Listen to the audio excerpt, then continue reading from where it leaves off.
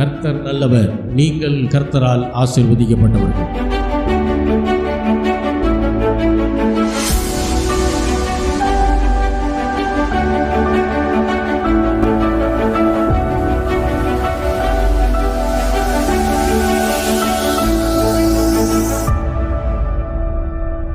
கர்த்தருடைய வார்த்தைக்கு நாம் திரும்புவோம்.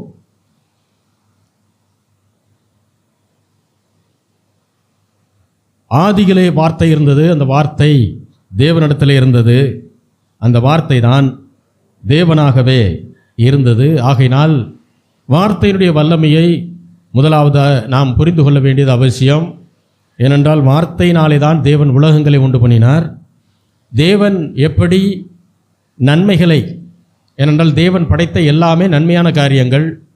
அவர் ஆரம்பத்தில் இந்த பூமியை, வானத்தை சிருஷ்டிக்கும் போது ஒவ்வொன்றையும் அவர் சிருஷ்டித்து விட்டு தேவன் அதை நல்லது என்று கண்டார் என்று வசனம் சொல்லுகிறது. அப்படின்னா என்ன அர்த்தம்னா, நல்ல காரியங்களை மட்டும்தான் தேவன் படைத்தார். எந்த கெட்ட காரியத்தையும் ஆண்டவர் என்ன செய்யலை, படைக்கவில்லை. ஆகையினாலே தீமைக்கும் கெட்ட காரியங்களுக்கும் ஆண்டவருக்கும் சம்பந்தம் இல்லை. இதை முதல்ல தெளிவாக புரிஞ்சுக்கிறணும். உங்கள் வாழ்க்கையில் நடக்கிற சில தீமையான காரியங்களுக்கோ அல்லது சில மோசமான சூழ்நிலைகளுக்கோ ஆண்டவர் ஒருபோதும் காரணகர்த்தர் அல்ல. இதை புரிந்து கொள்ளும் போது நீங்கள் மேலான வெளிப்பாடுகளுக்குள்ளாக செல்ல முடியும். நீங்கள் விசுவாசத்தில் அதிகமாக வேரூன்றி கட்டப்படுவீர்கள். ஆகையினாலே கர்த்தர் நல்லவர் என்கிற வெளிப்பாடு சும்மா ஏதோ எல்லாரும் பேசுகிறாங்க, அதனால் நம்மளும் பேசுகிறோன்றது கிடையாது. ஏன்னா சிலர் என்ன நினைக்கிறாங்கன்னா, எல்லா சர்ச்சும் அதையா பேசுகிறாங்க, கர்த்தர் நல்லவர்னு தான் சொல்கிறாங்க. யாரும் கர்த்தர் மோசமானவர்னு சொல்லலை. கர்த்தர் நல்லவர்னு சொல்கிறோம்னா எந்த அடிப்படையில் சொல்கிறோம் தெரியுமா? அவர்கிட்ட எந்த தீமையும் இல்லை, அவர் எந்த தீமையும் செய்கிறதும் இல்லை, அவர் எந்த தீமையையும் அனுமதிக்கிறதும் இல்லை. அந்த அடிப்படையில் பேசுகிறோம். அதை வேறு எந்த சபை இங்கே பேசுதுன்றதை ஆழமாக கவனிச்சிங்கன்னா தெரியும். அப்போ கர்த்தர் நல்லவர் அப்படின்னா வசனத்தை சும்மா படிக்கிறது இல்லை. கர்த்தர் நல்லவர் என்று ருசித்துப்பார்கள், அவர் மேல் நம்பிக்கையாக இருக்கும் மனுஷன் பாக்கியவான்னு மனப்பாடம் பண்ணுறது பெருசு இல்லை. அதனுடைய ஆழம் என்னன்னு புரிந்து கொண்டு நாம் என்ன செய்யணும்? கர்த்தர் நல்லவர்னா அது இருதயத்தில் ஒரு பெரிய அஸ்திபாரம் மாதிரி இருக்கணும். அந்த அஸ்திபாரத்தை குலைத்து போடும்படி தான் பிசாசு விரும்புகிறான். உங்கள் விசுவாசத்தை பிசாசு குலைச்சி போடணும்னு நினச்சான்னா கர்த்தர் நல்லவர் என்கிற அந்த கருத்தை, அந்த அஸ்திபாரத்தை தான் முதல்ல உடைப்பான். அப்போ உங்கள் மைண்ட் என்ன சொல்லுன்னா, ஆண்டவர் நல்லதும் செய்வார், சில நேரத்தில் என்ன செய்வார், கெட்டதும் செஞ்சிருவார், அல்லது கெட்ட விஷயத்தையும் அனுமதிப்பார் அப்படின்னு என்ன செய்வான், சொல்ல வைப்பான். அந்த மாதிரி செய்திகளை உங்களை கேட்குறதுக்கும் வைப்பான். அப்போ அதை கேட்கும்போது என்ன ஆகுது? விசுவாசம் தொலைஞ்சு அவிசுவாசம் அதிகமாகுது. அவிசுவாசம் அதிகமாகும்போது என்ன வரும்? கீழ்ப்படியாமை வரும். தேவனுடைய வசனத்திற்கு கீழ்ப்படியாத ஒரு தன்மை வர ஆரம்பிக்கும். ஆகையினாலே கர்த்தர் நல்லவர் என்ற அடிப்படை சத்தியத்தை எல்லா வாரமும் போதிப்போம். என்னுடைய உயிர் இருக்கிற வரைக்கும் அதை போதிப்பேன். அதுதான் சத்தியம். அந்த சத்தியத்தை அறியும் போது தான் உங்களுக்கு விடுதலை உண்டாகும். வேறு எதை நீங்கள் யோசித்து வச்சுருந்தாலும் விடுதலை உண்டாக போகிறது இல்லை. அடிப்படை சரியாக இருக்கணும். அப்போ தான் பில்டிங்கும் எப்படி இருக்கும், நல்லா ஸ்ட்ரென்த்தாக இருக்கும். வாசிக்கலாம். எபிரேயருக்கு எழுதின நிருபம் 10வது அதிகாரம் 23வது வசனம்.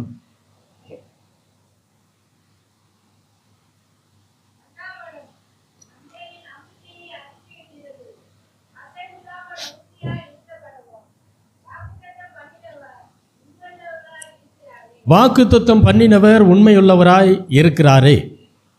வாக்குத்தத்தம் அப்படின்னா என்ன அர்த்தம்? அதனுடைய அர்த்தம் என்ன? ஏன்னா கிறிஸ்தவ பாரம்பரியத்தில் வராதவங்களுக்கு இது தெரியாது. வாக்குத்தத்தம் அப்படின்னு சொன்னால் என்னது? வாக்கு, வேற ஒன்றும் இல்லை. வாக்குன்னா என்னதுங்க? ஒரு விஷயத்தை உறுதியாக சொல்கிறது. இதை நான் செய்ய போகிறேன் அப்படின்னு நம்ம வாக்கு கொடுக்கறதுன்னு சொல்கிறோம் இல்லையா? அதுதான் வாக்குத்தத்தம். அப்போ வாக்குத்தத்தம்னு வர்ற இடம் பூரா வேதத்தில் யாருடைய வார்த்தையை குறிக்கிறது? அது தேவனுடைய வார்த்தையை குறிக்குது, மனுஷனுடைய வார்த்தை அல்ல. அதனால தான் வாக்குத்தத்தம்னு கொடுத்தாங்க. அப்போது தேவனுடைய வார்த்தைக்கு தான் பேர் என்னதுங்க? வாக்குத்தத்தம்.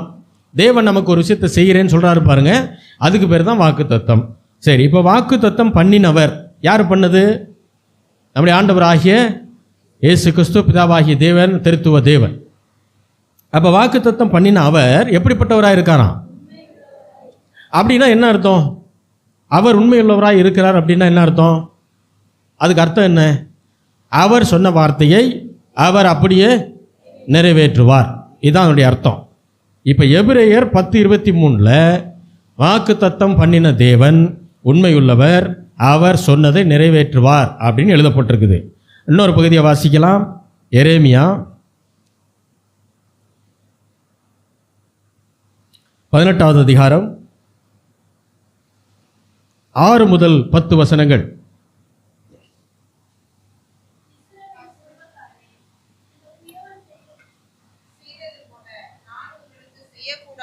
என்று கர்த்தர் சொல்லுகிறார். இதோ இஸ்ரவேல் வீட்டாரே, களிமண் குயவன் கையில் இருக்கிறது போல நீங்கள் என் கையில் இருக்கிறீர்கள். பிடுங்குவேன், இடிப்பேன், அழிப்பேன் என்று நான் ஒரு ஜாதிக்கு விரோதமாகவும் ஒரு ராஜ்யத்துக்கு விரோதமாகவும் சொன்ன மாத்திரத்தில் நான் விரோதமாய் பேசின அந்த ஜாதியார் தங்கள் தீங்கை விட்டு திரும்பினால் நானும் அவர்களுக்கு செய்ய நினைத்த தீங்கை செய்யாத படிக்கு மனம் மாறுவேன். கட்டுவேன், நாட்டுவேன் என்றும் ஒரு ஜாதிக்கும் ஒரு ராஜ்யத்துக்கும் குறித்து நான் சொல்லுகிறதும் உண்டு. அவர்கள் என் சத்தத்தை கேளாமல் என் பார்வைக்கு பொல்லாப்பானதை செய்வார்களானால் நானும் அவர்களுக்கு அருள் செய்வேன் என்று சொன்ன நன்மையை செய்யாத படிக்கு மனம் மாறுவேன். இங்கே எரேமியா தீர்க்கதரிசன புஸ்தகத்தில் ஆண்டவர் என்ன சொல்றார் அப்படின்னா, 7வது வசனத்தில் பிடுங்குவேன், இடிப்பேன், அழிப்பேன் என்று நான் ஒரு ஜாதிக்கு விரோதமாக ஒரு ராஜ்யத்துக்கு விரோதமாக சொன்ன மாத்திரத்தில், எப்படி ஆண்டவர் ஒரு ஜாதிக்கு விரோதமாகவோ ஒரு குறிப்பிட்ட இன மக்களுக்கு விரோதமாகவோ உன்னை கண்டிப்பாக என்ன செய்வேன், பிடுங்குவேன், உன்னை இடிப்பேன், உன்னை அழிப்பேன் அப்படின்னு சொல்லிட்டாரு. இப்போது 8வது வசனம் சொல்லுது, நான் விரோதமாய் பேசின அந்த ஜாதியார், நான் யாருக்கு விரோதமாய் அவங்களை அழிச்சு போடுவேன்னு சொன்னனோ அவர்கள் தீங்கை விட்டு மனம் திரும்பினால், அவர்கள் தீங்கை விட்டு மனம் திரும்பினால் நானும் அவர்களுக்கு செய்ய நினைத்த தீங்கை செய்யாதபடிக்கு மனம் மாறுவேன். அப்போ ஆண்டவர் என்ன சொல்றாரு, நான் ஒரு குறிப்பிட்ட ஜாதிக்கு விரோதமாக ஒரு குறிப்பிட்ட இன மக்களுக்கு விரோதமாக உன்னைய பிடுங்குவேன், உன்னைய இடிப்பேன், உன்னைய அழிப்பேன்னு சொல்லிட்டேன். இப்போ அவங்க அதை கேட்டு மனம் கசந்து அல்லது மனம் திருந்தி ஆண்டவரிடத்தில் வரும்போது நான் என்ன செய்வேன், நான் அவர்களுக்கு தீங்கு செய்வேன்னு சொன்னேன் இல்லையா, அதுலேருந்து என்ன செஞ்சிருவேன், மனம் மாறிடுவேங்கிறார். அடுத்தது 9வது வசனத்தில் சொல்றாரு, கட்டுவேன், நாட்டுவேன் என்றும் ஒரு ஜாதியையும் ஒரு ராஜ்யத்தையும் குறித்து நான் சொல்லுகிறதும் உண்டு. இப்போ இஸ்ரவேல் மக்களுக்கு என்ன சொல்வார் அவர், நான் உன்னை கட்டுவேன், உன்னை நாட்டுவேன், உன்னை என்ன செய்வேன், உன்னுடைய ராஜ்ய பாரத்தை நிலைவரப்படுத்துவேன் அப்படிலாம் பேசுவார். இந்த வாக்கு தத்தத்தை கொடுக்குறார். இப்போது 10வது வசனம், அவர்கள் என் சத்தத்தை கேளாமல் என் பார்வைக்கு பொல்லாப்பானதை செய்வார்களானால், நான் சொன்னதை என்ன செய்யலை, என் வார்த்தைக்கு கீழ்ப்படியலை, எனக்கு விரோதமான பொல்லாப்பான காரியத்தை செஞ்சாங்கன்னா நான் அவர்களுக்கு அருள் செய்வேன் என்று சொன்ன நன்மையை செய்யாதபடிக்கு என்ன செய்வேன், மனம் மாறுவேன். ஒரு ஜாதிக்கு விரோதமாக தீங்கு செய்வேன்னு சொல்லிட்டேன், ஆனால் அவங்க மனம் திரும்பிட்டாங்கன்னா நான் தீங்கு செய்யாமல் மனசு மாறிடுவேன். ஒரு ஜாதிக்கு நான் அவனை ஆசீர்வதிப்பேன்னு சொல்கிறேன், ஆனால் அவர்கள் எனக்கு விரோதமான பொல்லாப்பான காரியத்தை செஞ்சாங்கன்னா நான் என்ன செய்ய மாட்டேன், ஆசீர்வதிக்க மாட்டேன் அப்படிங்கிறார். அதாவது நான் மனம் மாறுவேங்கிறார்.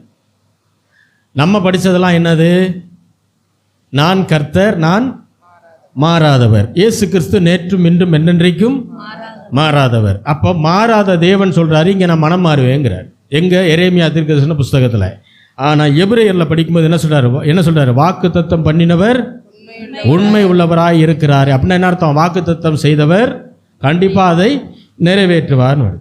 இப்போ நான் உங்கள்கிட்ட கேட்குறேன், தேவன் உங்களுக்கு கொடுத்த பர்சனலாக கொடுத்த எல்லா வாக்கு தத்தங்களும் நிறைவேறிடுச்சா?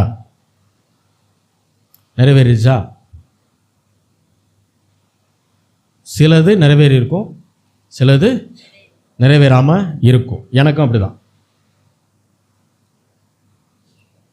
இப்போ வாக்கு தத்தத்தை இப்போ எரேமியா தீர்க்கதரிசன புஸ்தகத்தில் நம்ம வாசித்தது, ஆண்டவர் என்ன சொல்கிறாரு, என் வார்த்தைக்கு கீழ்ப்படுத்தி பெர்ஃபெக்டாக இருந்தீங்கன்னா வாக்கு தத்தத்தை நன்மையே செய்வேன் இல்லையா?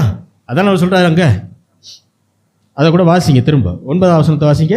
கட்டுவேன் நாட்டுவேன் என்று ஒரு ஜாதியையும் ஒரு ராஜ்யத்தையும் குறித்து நான் சொல்லுகிறதும் உண்டு.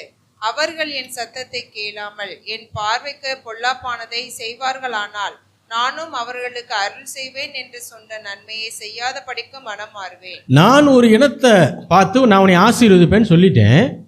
ஆனால் அந்த ராஜ்யம் அல்லது அந்த இனம் எனக்கு விரோதமான காரியத்தை செய்யுது அப்படின்னா நான் என்ன செய்ய மாட்டேன், அவங்கள ஆசீர்வதிக்க மாட்டேங்கிறார்.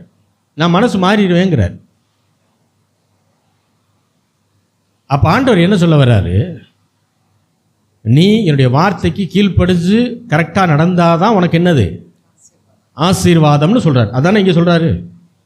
நீ என்னுடைய வார்த்தையை மீறி நீ பொல்லாப்பானதை செஞ்சினா உன்னை ஆசீர்வதிப்பேன்னு நான் சொல்லியிருந்தாலும் நான் மனசு மாதிரி என்ன செஞ்சிருவேன், உனக்கு ஆசீர்வாதத்தை கொடுக்க மாட்டேங்கிறார்.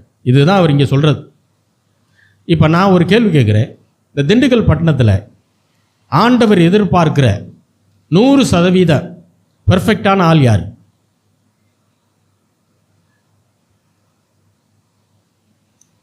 சரி, இந்த தமிழ்நாட்டில் ஆண்டவர் எதிர்பார்க்கிற 100% பரிசுத்தமான ஒரு தேவ மனுஷன் யார்? சரி, இந்தியாவில் 100% தேவன் எதிர்பார்க்கிற பரிசுத்தத்தில் இருக்கக்கூடிய மனுஷன், தேவனுடைய பிள்ளை யார்? அல்லது இந்த உலகத்தில் தேவன் எதிர்பார்க்கிற பெர்ஃபெக்டான மனுஷன் யார்? ஆண்டவர் தெளிவாக சொல்கிறாரு எரேமியாவில், என் வார்த்தைக்கு கீழ்ப்படிஞ்சு பெர்ஃபெக்டாக இருந்தால் மட்டும்தான் நான் சொன்ன மாதிரி செய்வேன், இல்லைன்னா நன்மை வராது தீமை தான் வரும்ட்டார். ஒரு ஜாதிக்கு விரோதமாக தீமை செய்ய போகிறேன்னு சொல்லிட்டேன், ஆனால் அவங்க மனம் திரும்பிட்டாங்கன்னா அவங்களுக்கு தீமை செய்ய மாட்டேன், நல்லதான் செய்வேன் அப்படின்றார். இப்போ என் கேள்வி, பெர்ஃபெக்டாக இருந்தால் தான் தேவனுடைய ஆசீர்வாதத்தை பெற முடியுன்றத இந்த 4 வசனத்தில் ஆண்டவர் தெளிவாகவே சொல்லிட்டார். இப்போ பெர்ஃபெக்டான மனுஷன் யார்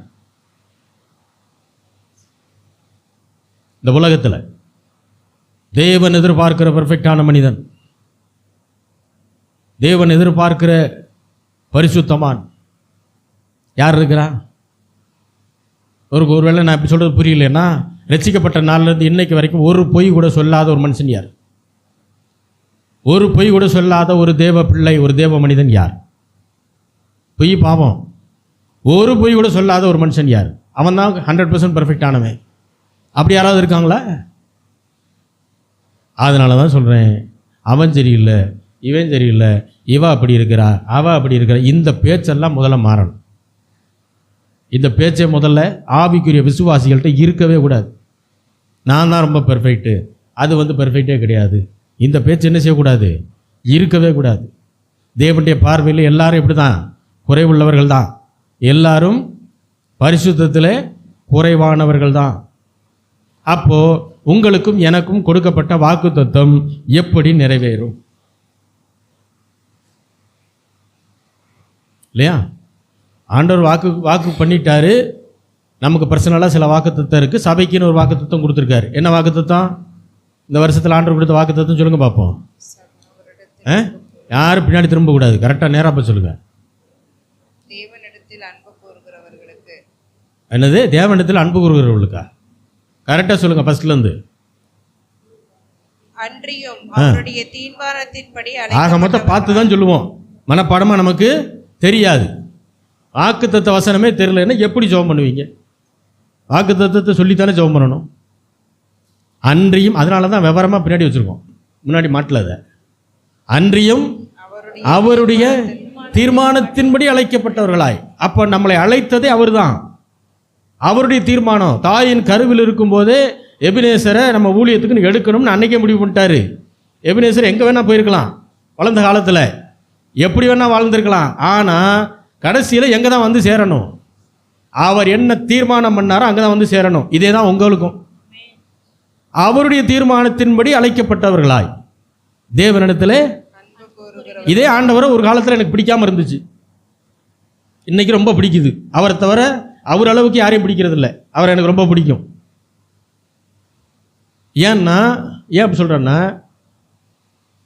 அவர் கண்டித்து உணர்த்துவாரே தவிர அவர் அடிக்கிறது இல்லை. எனக்கு அது ரொம்ப பிடிக்கும்.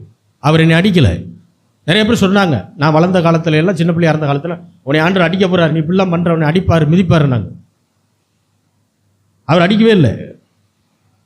என்னை அடிச்சிருந்தா நான் உயிரோடு இருக்க முடியாது. நான் உயிரோடு இருக்கிறேன் அப்படின்னா அவர் என்னை அடிக்கலைன்னு அர்த்தம். அவர் தன்னுடைய வார்த்தையினாலே ஒவ்வொரு காரியத்தை எனக்கு உணர்த்தினார்.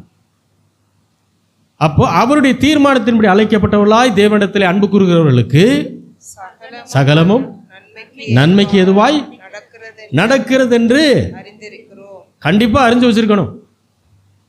அது உங்களுக்கு கண்டிப்பா தெரிஞ்சிருக்கணும். ஆதியாகமம் 1வது அதிகாரம் 3-4 வசனங்கள். ஆதியாகமம் 1:3-4. தேவன் வெளிச்சம் உண்டாக கடவது என்றார். வெளிச்சம் உண்டாயிற்று. வெளிச்சம் நல்லது என்று தேவன் கண்டார். வெளிச்சத்தையும் இருளையும் தேவன் வெவ்வேறாக பிரித்தார். இப்ப தேவன் சிருஷ்டிக்கிறாரு, படைக்கிறாரு. என்ன சொல்றாரு? வெளிச்சம் உண்டாக கடவுது என்று சொன்னார் என்றாருன்னு அதான் அர்த்தம். ஆண்டவர் பூமியை பார்த்துட்டு ஒரே இருளா இருக்குது, ஏன் அப்படி இருக்குதுன்னே தெரியல அப்படின்னு பேசவே இல்லை. குடும்பத்தில் ஒரே பிரச்சனையா இருக்குது, ஒரே வியாதியா இருக்குது, ஏன் இப்படி வந்துகிட்டே இருக்குன்னு தெரியல அப்படின்னு பேசல. என்ன பேசினாரு? அந்த பிரச்சனைக்கான பதில பேசினார். இயேசுவின் ரத்தம் ஜெயம்னு பேசணும். தேவனுடைய தழும்புகளால், இயேசுவினுடைய தழும்புகளால் நான் சுகமானேன்னு பேசணும். அதான் பதில். எனக்கு இந்த வியாதி இருக்கு, அந்த பிரச்சனை இருக்குது, அதை பேசுறது இல்லை. அதுக்கு பேர் ஜெபம் கிடையாது, அது புலம்பல். ஆண்டவர் எதிர்பார்க்கிறது விசுவாசம் உள்ள ஜெபம். அப்ப ஜெபம் என்பதே ஆண்டவரோடு நாம் பேசுகிற விசுவாச அறிக்கை தான் ஜெபம், புலம்பல் அல்ல. அப்ப ஆண்டவர் பூமியை பார்க்கிறாரு, ஒரே இருளா இருக்குது, என்னன்னே தெரியல பிதாவே, ஒரே இருளா இருக்குது. பரிசுத்த ஆவியானவர் நீங்க அங்கதான் இருக்கீங்க, நீங்க பார்த்தீங்களா, எங்கேயாவது வெளிச்சம் இருக்குதா அப்படின்னு சூழ்நிலையை பேசிக்கிட்டே இல்லை. அவர் எதை பேசினாரு? என்ன வேணுமோ அதை பேசினார். தேவன் வெளிச்சம் உண்டாக்கப்படுவது என்று சொன்னார், அந்த வெளிச்சம் உண்டாயிற்று. அதுக்கப்புறம் என்ன பண்றாரு பாருங்க, வெளிச்சம். அப்ப ஆண்டவர் படைச்சது நல்ல விஷயங்களையா அல்லது கெட்ட விஷயங்களையா? அப்ப தேவன் படைத்தது எல்லாமே நல்ல காரியங்கள். கெட்ட விஷயம்னு ஒன்று பூமியில் இருக்குன்னா அது மனிதனால் உருவாக்கப்பட்டது. நான் சிம்பிளாக ஒன்று சொல்கிறேன். தங்கத்தை வெள்ளியை ஆண்டவர் படைச்சார், அது ரேட்டு குறையவே குறையாது, அது ஏறிட்டே தான் இருக்கும். நல்லா புரிஞ்சுக்குங்க. பணத்தை மனுஷன் கண்டுபிடிச்சான், அந்த பணம் வீக்கமாகத்தான் செய்யும். புரியுதுங்களா? எங்களுக்கு கல்யாணமான புதுசு 2004 2005 1 கிலோ பொன்னி அரிசி 16 ரூபா, இன்னைக்கு 60 ரூபாய்க்கு மேலே. புரியுதுங்களா? இப்போ 60 ரூபா கொடுத்தா தான் 1 கிலோ கிடைக்கும், அன்னைக்கு 16 ரூபா கொடுத்தாலே 1 கிலோ கிடைக்கும். இதுக்கு பேர் தான் பணம் வீக்கம். மனுஷன் கண்டுபிடிச்ச பணம் வீங்கிக்கிட்டே தான் இருக்கும். வீக்கம் என்பது நோயினுடைய அறிகுறி. நல்லா புரிஞ்சுக்குங்க, அது ஹெல்த்தி கிடையாது. வீக்கம் என்பது என்னது? நோயினுடைய, அதுதான் பண வீக்கம்னு சொல்கிறோம். பொருளாதார பிரச்சனை, பொருளாதார சீர்குலைவுன்னு சொல்கிறாங்க பார்த்தீங்களா? அதான் டாலருக்கு நிகரான இந்திய ரூபாயினுடைய மதிப்பு என்ன செய்தது? இன்னும் உயர்ந்துருச்சு, இன்னும் குறைஞ்சிருச்சு, இப்படிலாம் பேசுகிறாங்க பாருங்கள். அதெல்லாம் என்னது? பண வீக்கம். மனுஷன் கண்டுபிடிச்சதுனால அது அப்படி தான் இருக்கும், இறங்கிக்கிட்டே தான் இருக்கும். ஏன்னா அமெரிக்க டாலர் $1 கொடுத்தா நம்ம இதில் 80 ரூபாய்க்கு சமம், அதுக்கு மேலே கூட இருக்கலாம், தெரியல. 80 ரூபா நம்ம கொடுத்தா தான் அமெரிக்கனுடைய $1 வாங்க முடியும். நம்மளுடைய $1 மற்ற நாட்டில் 80 ரூபாயா இருந்தால் நம்ம தான் யாரு? பெரிய பணக்காரன்னு அர்த்தம். அப்போ நம்முடைய பணம் அந்த அளவுக்கு வீக்கமாக இருக்கு. அப்போ தேவனால் படைக்கப்பட்ட எல்லா காரியங்களும் நன்மையான காரியங்கள். அதனால தான் நீங்கள் நல்லா கவனித்து பார்த்தீங்கன்னா தங்கத்தை எவனுமே இஎம்ஐயில் தரவே மாட்டான், மற்ற எல்லா பொருளையும் கொடுப்பான். அதெல்லாம் வாங்கின அடுத்த நாள்லேயே வேல்யூ குறைஞ்சிரும். நீங்கள் 30 லட்ச ரூபா போட்டு கார் வாங்குங்க, கார் வாங்கிட்டு ஒரு வாரத்தில் அதை கொண்டு போய் விற்கணும்னு நீங்கள் போனீங்கன்னா 30 லட்ச ரூபாய்க்கு எடுக்க மாட்டான். 1 லட்சமாவது குறையும், குறைஞ்சது. ஆனால் தங்கம் அப்படி இல்லை. புரியுதா உங்களுக்கு?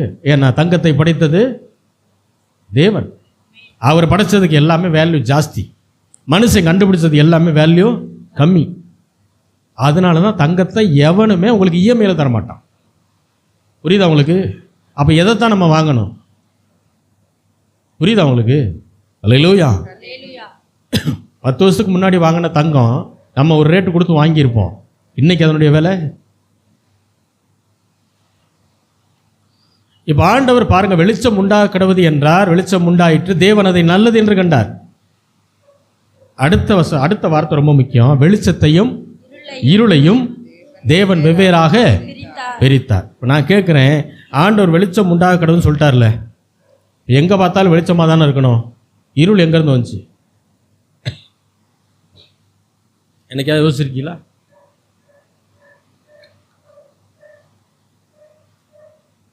ஆண்டவரே சொன்னாலும் நம்முடைய விசுவாசத்தில் குறைபாடு இருந்தால் முழுவதுமாக நன்மைகள் நம்மை வந்து சேராது. தெளிவாக புரிஞ்சுக்க. ஏன்னா பூமியில் அப்போ யார் இருந்தது? பிசாசு இருந்தான். யோபுனுடைய அந்த புஸ்தகத்தில் அவன் தேவ சமூகத்தில் போய் நிற்கும் போது என்ன சொல்கிறான்? நான் பூமி எங்கும் அல்லேலூயா. ஏன்னா ஆண்டவர் ஏன் இருள் பூமியில் இருந்துச்சுன்னா, தேவன் படைத்த வானமும் பூமியும் தீமையான காரியமாக இல்லை. அதுக்கப்புறம் தான் பிசாசுடைய வீழ்ச்சி நடக்குது. ஆண்டவரிடத்தில் லூசிஃபர் என்ற பெயரிலே ஒரு மிகப்பெரிய தேவதூதனாக இருந்தவன் தேவனுக்கு நிகராக தன்னை உயர்த்தினதுனாலே தேவனாலே கீழே விழத்தள்ளப்பட்டான். அவன் பூமியில் விழுந்து பூமியை சீர்கேடாக மாற்றினான்.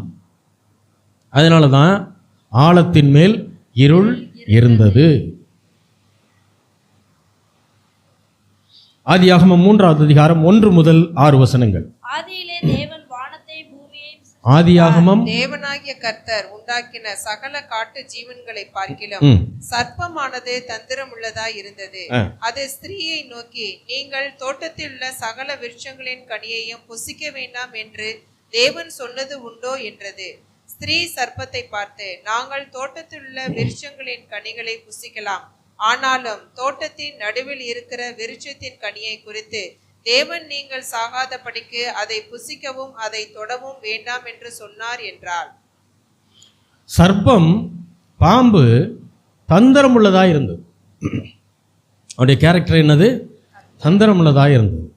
ஆகையினால தான் பிசாசு அதை யூஸ் பண்ணுறோம். பிசாசுனுடைய கேரக்டருக்கு கொஞ்சம் ஒத்து போகுது. அதை யூஸ் பண்ணுறது பிசாசுக்கு ரொம்ப ஈஸியாக இருக்குது.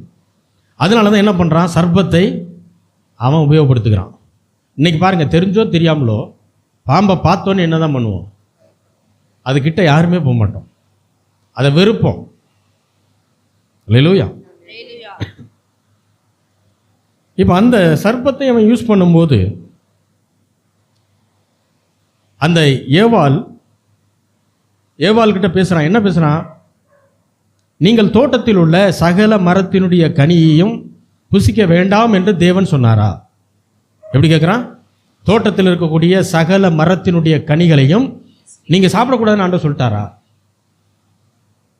அப்போது ஏவாள் சொல்கிறாங்க சர்ப்பத்தை பார்த்து, நாங்கள் தோட்டத்தில் இருக்கக்கூடிய சகல மரத்தினுடைய கனியையும் புசிக்கலாம், ஆனால் தோட்டத்தின் நடுவிலே இருக்கக்கூடிய விருட்சத்தினுடைய மரத்தினுடைய கனியை அதை குறித்து நீங்கள் சாகாதபடிக்கு அதை புசிக்கவும் அதை தொடவும் வேண்டாம் என்று தேவன் சொன்னார் என்றார். என்ன சொல்கிறாங்க? தோட்டத்தின் நடுவில் இருக்கக்கூடிய கனியை என்ன செய்யக்கூடாது? புசிக்கக்கூடாதுன்னு ஆண்டவர் சொல்லியிருக்கிறாரு. ஏன்னா அதை புசித்தோம்னா நாங்கள் செத்துருவோம்னு சொல்லியிருக்காரு.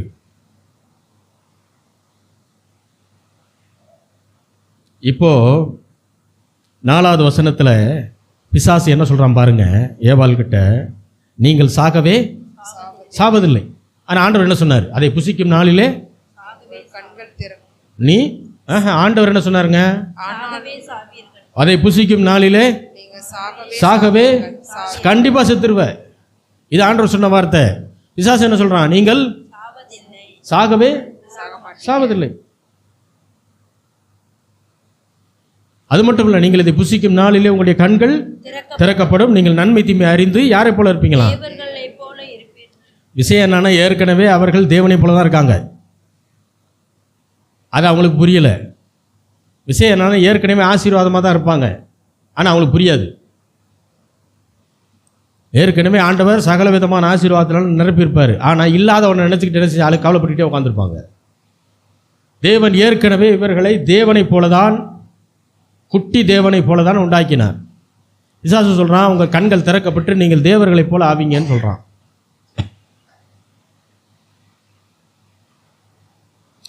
இப்போ பிசாசு என்ன அர்த்தத்தை இங்கே சொல்ல வர்றான் அப்படின்னா, ஆதாமி ஏவாளையும் பார்த்து, நீங்கள் அவரை போல ஆகிறது அவருக்கு பிடிக்கலை. என்ன சொல்கிறான்? நீங்கள் தேவனை போல ஆகிறது ஆண்டவருக்கு பிடிக்கலை, அதனால தான் உங்களை சாப்பிடக்கூடாதுன்னு சொல்லியிருக்காரு. அப்போ தேவனை குறித்து பிசாசு ஒரு தவறான படத்தை ஆதாமிடமும் ஏவாளிடமும் காட்டுறான். இன்னும் கரெக்டாக சொல்லணும்னா, தேவனை பற்றி ஒரு துர்ச்செய்தியை பரப்புகிறான். என்ன துர்ச்செய்தி? நீங்கள் வளர்றது ஆண்டவருக்கு பிடிக்கலை, நீங்கள் அவரை போல் ஆகிறது அவருக்கு பிடிக்கலை, ஆகையினால அவர் நல்லவர் இல்லை, அவர் கெட்டவர். இதுதான் பிசாசு கொண்டு வந்த படம். என்ன சொல்கிறான்? தேவன் நல்லவர் கிடையாது, அவர் யார்? கெட்டவர். ஏன்னா நல்லவராக இருந்தால் இதெல்லாம் உங்களுக்கு சாப்பிட கொடுத்துருப்பாரு. ஏன்னா இதை சாப்பிட்டீங்கன்னா நீங்கள் என்னவா மாறிடுவீங்க? அவரை போல் மாறிடுவீங்க. நீங்கள் அவரை போல் மாறக்கூடாதுன்னா அவர் என்ன பண்ணியிருக்காரு? உங்களை இதை சாப்பிடக்கூடாதுன்னு சொல்லியிருக்காரு. அப்படின்னு சொல்லி ஆண்டவரை குறித்து ஒரு கெட்டவர் என்கிற படத்தை பிசாசானவன் ஆதாமுக்கு ஏவாளுக்கு கொண்டு வந்து காட்டுறான். ஆனால் உண்மை என்னன்னா, இவர்கள் ஏற்கனவே தேவனைப் போல தான் இருக்காங்க, தேவர்களைப் போல தான் இருக்காங்க. ஆனால் அவங்களுக்கு அதை என்ன செய்ய முடியல? உணர முடியல. ஏன்? இதுவரைக்கும் தேவனை நல்லவராக இவங்க பார்த்துக்கிட்டு இருந்தாங்க. இவங்க மைண்டில் தேவன் நல்லவர்ன்ற எண்ணம் தான் இருந்துச்சு. அதனால் அவர் எதை செய்யின்னு சொன்னாரோ செஞ்சாங்க, எதை செய்யக்கூடாதுன்னு சொன்னாரோ அதை செய்யாமல் இருந்தாங்க. அதாவது அவருடைய வார்த்தைக்கு மரியாதை கொடுத்து மதிப்பு கொடுத்து அதுக்கு கீழ்ப்படிச்சு இருந்தாங்க. அவருடைய வார்த்தை மீறி போகலை. இப்போ பிசாசு இவங்கக்கிட்ட வந்து தேவன் கெட்டவர் அப்படின்னு ஒரு துர்ச்செய்தியை பரப்புகிறான். இதை இப்போ இவங்க நம்ப ஆரம்பிச்சிட்டாங்க. அதனால தான் அந்த சாப்பிடக்கூடாதுன்னு சொன்ன அந்த பழத்தை பிடிங்கி என்ன செஞ்சாங்க? சாப்பிட்டாங்க. அப்போ இவ்வளோ நாள் கர்த்தர் நல்லவர் என்பதை இவங்க நம்பினாங்க இல்லையா? அதை விசுவாசம்னு எடுத்துக்கிட்டா, இன்னைக்கு கர்த்தர் நல்லவர் இல்லை, அவர் கெட்டவர்னு பிசாசு சொன்னதை நம்புகிறாங்க பாருங்க. அதுக்கு பேர் என்னது? அதுக்கு பேர் என்னது? கரெக்டு தான், அவிசுவாசம். கர்த்தர் நல்லவர்னு இருதயத்தில் எண்ணம் இருந்தால் அதுக்கு பேர் என்னது? விசுவாசம். அப்போ அவரோட வார்த்தையை மீறி போக மாட்டோம். கர்த்தர் கெட்டவன்ற எண்ணம் உள்ளத்தில் வந்துருச்சுன்னா அது எங்கே கொண்டு போகுது? அதுக்கு பேர் என்னது? அவிசுவாசம். இதைத்தான் வேதம் சொல்லுது. எபிரேயர் 3வது அதிகாரம் 12வது வசனம். எபிரேயர் 3:12. சகோதரரே, ஜீவனுள்ள தேவனை விட்டு விலகுகிறதற்கேதுவான அவிசுவாசம் உள்ள பொல்லாத இருதயம் உங்களில் ஒருவனுக்குள்ளும் இராதபடிக்கு நீங்கள் எச்சரிக்கையாய் இருங்கள். ஜீவனுள்ள தேவனை விட்டு விலகுவதற்கு ஏதுவான அவிசுவாசம் உள்ள என்ன இருதயமா அது? அப்ப இருதயத்தில் அவிசுவாசம் வந்துருச்சுன்னா அது என்ன மாதிரியான இருதயம்? நான் சொல்லல, இதை எபிரேயர்களின் ஆசிரியர் சொல்றாரு. இருதயத்தில் நீங்கள் தேவன் மீது அவிசுவாசத்தை வைத்திருந்தீர்கள் என்றால் அது பொல்லாத இருதயம். உங்களுக்கு இருதயத்தின் நினைவுகள் எப்படியோ அப்படிதான் நீங்களும். அப்போ பொல்லாத இருதயத்திலிருந்து ஒருத்தன் நல்ல பொக்கிஷத்தை எடுத்து காட்டவே முடியாது. பொல்லாத காரியங்கள் தான் வெளியே வரும். அதனால்தான் இவர் சொல்றாரு, உங்களில் ஒருவனுக்குள்ளும் இது இருக்கக்கூடாது. இல்லாதபடிக்கு நீங்கள் எப்படி இருங்க? எச்சரிக்கையா இருங்க. இதுவரை ஆதாமுக்கும் ஏவாளுக்கும் இருந்தது விசுவாசம் உள்ள இருதயம். இப்ப பிசாசுடைய பேச்சை கேட்ட உடனே அது என்ன இருதயமா மாறுது? அவிசுவாசம் உள்ள இருதயமா, பொல்லாத இருதயமா மாறி இருக்கு. அப்போ ஆதாம் ஏவாளுடைய கீழ்ப்படியாமைக்கு காரணம் என்னதுங்க? அவிசுவாசம். ஆதாமும் ஏவாளும் தேவனுடைய வார்த்தைக்கு கீழ்ப்படிஞ்சதுக்கு காரணம் தேவன் மேலே இருக்கிற விசுவாசம். அவர் நல்லவருங்கிற அறிவு, அந்த அறிவின் மீதான விசுவாசம், அதுதான் அவர்களை தேவனோடு இணைச்சி வச்சிருந்துச்சு.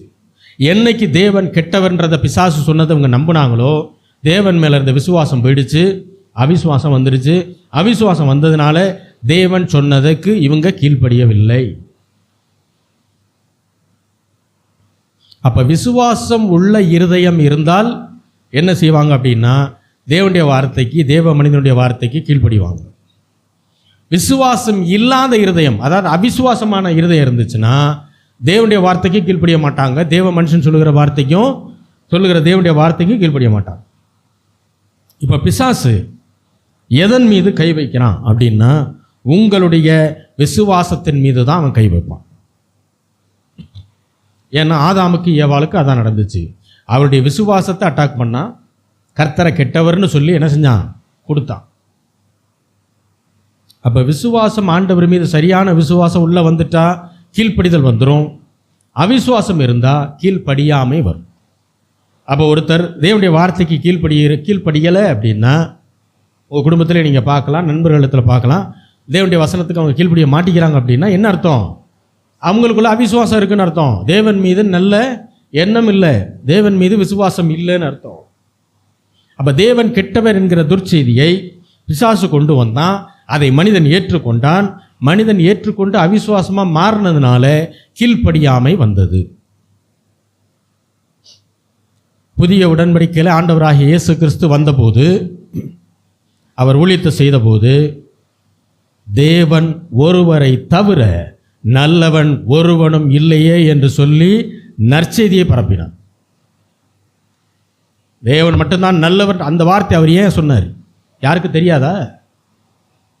யூதர்கள் முதற்கொண்டு யெகோவா தேவனை நம்புகிறாங்க. யூதர்கள் மத்தியில் தான் ஊழியத்தை செய்கிறாரு. அவர் நல்லவர் அவங்களுக்கு தெரியாதா? ஏன் ஆண்டவர் அதை கொண்டு வந்தார்? ஏன்னா பிசாசு மனிதனுடைய விசுவாசத்தை கெடுத்து போட்டது எதன் அடிப்படையில்னா கர்த்தரை கெட்டவர்னு காமிச்சதுனால தான். அதைத்தான் திரும்ப சொல்கிறாரு, தேவன் ஒருவரை தவிர நல்லவன். அப்போ தேவன் நல்லவர்ன்றதை கொண்டு வந்தால் அதுக்கு பேர் என்னதுங்க, நற்செய்தி. தேவன் கெட்டவர்னு பேசினா அதுக்கு பேர் என்னது?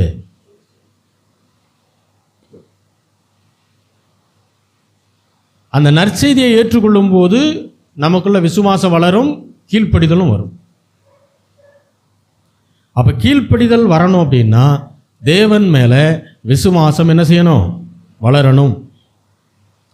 அப்போ விசுவாசம் வளரணும்னா விசுவாசத்தை தூண்டி விடுகிற பிரசங்கத்தை என்ன செய்யணும், கேட்கணும். ரொம்ப ஃபேமஸான ஆள்னு எதையாவது ஒன்று கேட்டுக்கிட்டு இருக்கக்கூடாது, அது ரொம்ப கஷ்டம். அது இருக்கிற விசுவாசத்தை என்ன போட்டு பார்த்தோம். ஆண்டவர் நல்லவர் நம்ம நினச்சி கேட்டு வெளியே போய் எதையோ ஒன்றை போட்டு கேட்டுக்கிட்டு இருப்போம். அசல் ஆண்டவர் தான் உனக்கு சோதிக்கிறாரு, ஆண்டவர் தான் உனக்கு இதை கொடுத்துருக்காரு, நீ எப்படி இதை சகிச்சுக்கிறன்னு பார்த்துக்கிற. ஏங்க என்னைய பற்றி தான் எல்லாம் தெரியும் அவருக்கு, இதில் எனக்கு ஒரு சோதனையை கொடுத்து என்னை டெஸ்ட் பண்ணணுமா? அவர் மேலேருந்து பார்த்தா என்னுடைய ஆதி அந்தம் எல்லாமே தெரிஞ்சிடும். இதில் ஒரு பிரச்சனையை கொடுத்து இந்த பிரச்சனையில் எப்படி போகிறான் அப்படின்னு பார்க்கணுமா என்ன? அப்படி தான் தெரிஞ்சுக்கணுமா என்ன? அவர் அப்படிலாம் தேவையில்லை. ஆகையினால இப்படிப்பட்ட பிரசங்கங்களை கேட்குறத தவிர்ப்பது நல்லது. விசுவாசத்தை தூண்டி விடுகிற பிரசங்கத்தை என்ன செய்யணும், கேட்கணும். அல்லேலூயா. அதுதான் எல்லா ஆளுகளையும் கூட்டு மேடையில் ஏற்றுறதில்லை. புரியுதா உங்களுக்கு? அவர் நல்லா பேசுவார், யாரையும் கூட்டு மேடையில் ஏற்றுறதில்லை. காரணம் தான் அவங்களுக்குள்ளே இருக்கிற குப்பையை அப்புறம் கொண்டு வந்து இங்கே கொண்டு வந்து இது குப்பை கிடக்கு மாதிரி இங்கே கொண்டு வந்து அந்த குப்பையை போட்டு போயிடுவாங்க. அப்படி செய்யக்கூடாது. அல்லேலூயா. இப்போ விசுவாசம் இருதயத்தில் அதிகரிக்க அதிகரிக்க தேவனுடைய வார்த்தைக்கு கீழ்ப்படுகிறதும் அதிகரிக்கும். நம்முடைய வேதாகமம் பழைய ஏற்பாடு புதிய ஏற்பாடு என்கிற 2 ஏற்பாடுகளினால் ஆனது. எல்லாருக்கும் தெரியும். அதை பழைய உடன்படிக்கைன்னு சொல்லலாம், புதிய உடன்படிக்கைன்னு சொல்லலாம். இன்னும் சுருக்கமாக சொல்லணும்னா வேதம் முழுவதுமே உடன்படிக்கைகளால் ஆனது. எதனால் ஆனது? உடன்படிக்கை அப்படின்னா என்ன? உடன்படிக்கை அப்படின்னா அதில் 2 இருக்கு. தேவனோடு செய்யக்கூடிய ஒப்பந்தம் தான் உடன்படிக்கை. 2 நபர்கள் செய்யக்கூடிய ஒப்பந்தம். அப்போ உடன்படிக்கைக்கு இன்னொரு வார்த்தை சொல்லணும் அப்படின்னா வாக்குத்தத்தம்னு சொல்லலாம். ஏன்னா உடன்படிக்கையில் எப்பயுமே வாக்கு இருக்கும். அதாவது வேதாகமத்தினுடைய மையம் உடன்படிக்கை, உடன்படிக்கையினுடைய மையம் வாக்குத்தத்தம். எல்லாரும் சொல்லுவோம், வேதாகமத்தின் மையம் உடன்படிக்கை, உடன்படிக்கையின் மையம் வாக்குத்தத்தம். ஏன்னா பைபிள் முழுக்க வாக்குத்தத்தங்களினால் ஆனது. வாக்குத்தத்தம் இல்லைன்னா உடன்படிக்கை இல்லை. ஆண்டவர் நோவா காலத்தில் சொன்னார் பாருங்க, இனிமே பூமியை பெரு வெள்ளத்தினால் அழிக்க மாட்டேன் அப்படின்னு ஒரு வாக்கு கொடுத்துட்டு அந்த வாக்குக்கு அடையாளமாக என்ன செஞ்சாருங்க? மேகத்திலே ஒரு வில்லை வைத்தார். அதுதான் வானவில். இன்றைக்கி நம்ம பார்க்குறோமா இல்லையா? அந்த வானவில்லை பார்க்கும்போதெல்லாம் ஆண்டவருக்கு நன்றி சொல்லணும். ஆண்டவர் இந்த பூமியை என்ன செய்ய மாட்டார்? பெருவெள்ளத்தினால அழிக்க மாட்டார். சரி, இப்போ வேதாகமத்தில் இதை நான் ஏற்கனவே எடுத்திருக்கிறேன், ஆகையினால சுருக்கமாக நான் இதை கடந்து போக விரும்புகிறேன். மொத்தம் 7 உடன்படிக்கைகள் இருக்கிறது. உடன்படிக்கைகள் 7 என்கிற தலைப்பில் ஏற்கனவே நம்ம அதை விரிவாக பேசியிருக்கிறோம். அதை கொஞ்சம் சுருக்கமாக சொல்கிறேன். முதலாவது தேவன் ஆதாமோடு செய்த உடன்படிக்கை. முதல் உடன்படிக்கை பேர் என்ன? ஆதாமோடு செய்த உடன்படிக்கை. இரண்டாவது நோவாவோடு செய்த உடன்படிக்கை. என்னதுங்க? அதை நோவாவோடு செய்த உடன்படிக்கைன்னு சொல்லலாம், சகல ஜாதிகளோடு செய்த உடன்படிக்கைன்னு சொல்லலாம். ஏன்னா அந்த வானவில் மேகத்தில் வச்சார் பாருங்க, அது எல்லாருக்குமானது. இது இரண்டாவது உடன்படிக்கை. மூன்றாவதாக தேவன் ஆபிரகாமோடு ஒரு உடன்படிக்கையை செய்கிறார். அப்போ ஆபிரகாமோடு செய்த உடன்படிக்கை எல்லாரும் சொல்லுவோம். நான்காவது மோசேயின் மூலமாக இஸ்ரவேல் ஜனங்களோடு செய்த உடன்படிக்கை. மோசேயின் மூலமாக இஸ்ரவேல் ஜனங்களோடு செய்த உடன்படிக்கை. அதை பழைய உடன்படிக்கைன்னு சொல்லுவோம், நியாயப்பிரமாண உடன்படிக்கைன்னு சொல்லலாம். ஐந்தாவது தாவீதோடு செய்த உடன்படிக்கை. என்னதுங்க? ஆறாவது தான் சமாதானத்தின் உடன்படிக்கை அல்லது புதிய உடன்படிக்கை. சொல்லுங்க, சமாதானத்தின் உடன்படிக்கை அல்லது புதிய உடன்படிக்கை. ஏழாவது நித்திய உடன்படிக்கை. ஏழாவது என்னது? நித்திய உடன்படிக்கை. இப்போ வரிசையா சொல்றீங்களா? முதல் உடன்படிக்கை என்னது? ஆதாமோடு செய்த உடன்படிக்கை. இரண்டாவது நோவாவோடு செய்த உடன்படிக்கை. மூன்றாவது ஆபிரகாமோடு செய்த உடன்படிக்கை. நான்காவது மோசேயினோடு செய்த உடன்படிக்கை, மோசேயின் மூலமாக இஸ்ரவேலர்களோடு செய்த உடன்படிக்கை. ஐந்தாவது தாவீதோடு செய்த உடன்படிக்கை. ஆறாவது சமாதானத்தின் உடன்படிக்கை, அதாவது புதிய உடன்படிக்கை. ஏழாவது நித்திய உடன்படிக்கை. இப்போ இதுல ஏழாவதா சொல்லப்பட்ட நித்திய உடன்படிக்கை இன்னும் வரல, அது இனிமே வரப்போகிறது. அதை பற்றி நம்ம பார்க்க போகிறது இல்லை. இதுவரை இருந்த அந்த 6 உடன்படிக்கைகளை குறித்து தான் என்ன செய்ய போகிறோம், ஒரு சில காரியங்களை நாம் சொல்ல போகிறோம். உடன்படிக்கையில் 2 வகையான உடன்படிக்கைகள் உண்டு. வகை அப்படின்னு சொல்லும்போது 2 பிரிவு இருக்குது. என்ன அப்படின்னா, முதலாவது இரு நபர் உடன்படிக்கை. எல்லாரும் சொல்லுவோம், இரு நபர் உடன்படிக்கை. ரெண்டாவது என்னன்னா ஒரு நபர் உடன்படிக்கை. எல்லாரும் சொல்லுவோம், இரு நபர் உடன்படிக்கை, ஒரு நபர் உடன்படிக்கை. இப்ப முதல்ல இரு நபர் உடன்படிக்கைனா என்ன அப்படின்னா, 2 நபர்கள், 2 நாட்டு தலைவர்கள் இருக்காங்க அப்படின்னா அவங்க ஒரு அக்ரிமெண்ட் போடுவாங்க. நான் உங்களுக்கு என்ன செய்கிறேன், உங்களுக்கான இராணுவ தளவாடங்கள்லாம் நான் தர்றேன். அதுக்கு பதிலாக நீங்கள் எனக்கு என்ன செய்யணும், எனக்கு உணவுப் பொருள் இவ்வளவு டன் நீங்கள் என்ன செய்யணும், எனக்கு கொடுக்கணும். என்கிட்ட இல்லாத, எனக்கு விளைச்சல் இல்லாத உணவுகளை நீங்கள் கொடுக்கணும். இது முதல் ரூல். அடுத்து என்ன போடுவாங்கன்னா, நான் 100 விமானம் தரேன்னு சொன்னேன் இல்லையா, அது 100ஐயும் ஒரே ஸ்ட்ரெச்சில் தரமாட்டேன். முதல்ல 25 தருவேன். நீங்கள் அதுக்கு என்ன செய்யணும், நீங்கள் 100 டன் இந்த உணவை எனக்கு தரணும். அடுத்து என்ன பண்ண, அடுத்து தான் அது வந்ததுக்கப்புறம் தான் திரும்ப 25 இந்த மாதத்தில் நான் கொடுப்பேன். அப்போ இந்த மாதிரி வாக்கு கொடுக்கும்போதே ரூல்ஸ் இருந்துக்கிட்டே இருக்கும். என்ன இருக்கும்? ரூல்ஸ், விதிகள் இருந்துக்கிட்டே இருக்கும். ஒருவேளை இந்த ரூல்ஸை மீறிட்டா, அவரோ அல்லது இவரோ மீறிட்டா அதுக்கு ஃபைன் போடுவேன் அல்லது பனிஷ்மெண்ட், ஃபைன் அல்லது பனிஷ்மெண்ட். அது மட்டும் இல்லை, அந்த உடன்படிக்கை ரத்தாயிரும். புரியுதா உங்களுக்கு? இதுக்கு பேர் தான் இரு நபர் உடன்படிக்கை. அதாவது 2 பேரும் வாக்கு கொடுக்குறாங்க, 2 பேரும் அதில் ரூல்ஸ் போடுவாங்க. அந்த ரூல்ஸை மீறிட்டா தண்டனை வரும், உடன்படிக்கையும் கேன்சல் ஆகும். இதுதான் இருநபர் உடன்படிக்கை. அப்போ இருநபர் உடன்படிக்கையில் வாக்குத்தத்தம் வருது, விதிகள் வருது, ரூல்ஸ் வருது, தண்டனை வருது, பனிஷ்மெண்ட் வருது. எல்லாரும் சொல்லுவோம், வாக்குத்தத்தம், விதிகள், தண்டனை. இது 3 சேர்ந்தது தான் எந்த உடன்படிக்கை? இரு நபர்கள் செய்கிற உடன்படிக்கை. அடுத்த உடன்படிக்கை ஒரு நபர் உடன்படிக்கை. இதில் என்ன அப்படின்னா, மேலான நிலையில் இருக்கக்கூடிய ஒருவர் கீழான நிலையில் இருக்கக்கூடிய ஒருவருக்கு அவர் மீது இரக்கப்பட்டு, நான் உங்களுக்கு இதெல்லாம் தர்றேன். உதாரணத்துக்கு இந்தியா பெரிய நாடு, மேலான நிலையில் இருக்கக்கூடிய நாடு. பூட்டான் என்கிற கீழான நிலையில் இருக்கக்கூடிய நாட்டுக்கு இந்தியா சொல்லும், உன்னுடைய எல்லையை பூரா நான் பாதுகாக்கிறேன். அதுக்கு பூட்டான் அவங்களுக்கு ஒன்றும் செய்ய வேண்டியதில்லை. புரியுதா உங்களுக்கு? இதில் இந்தியாவுடைய பாதுகாப்பும் இருக்குது.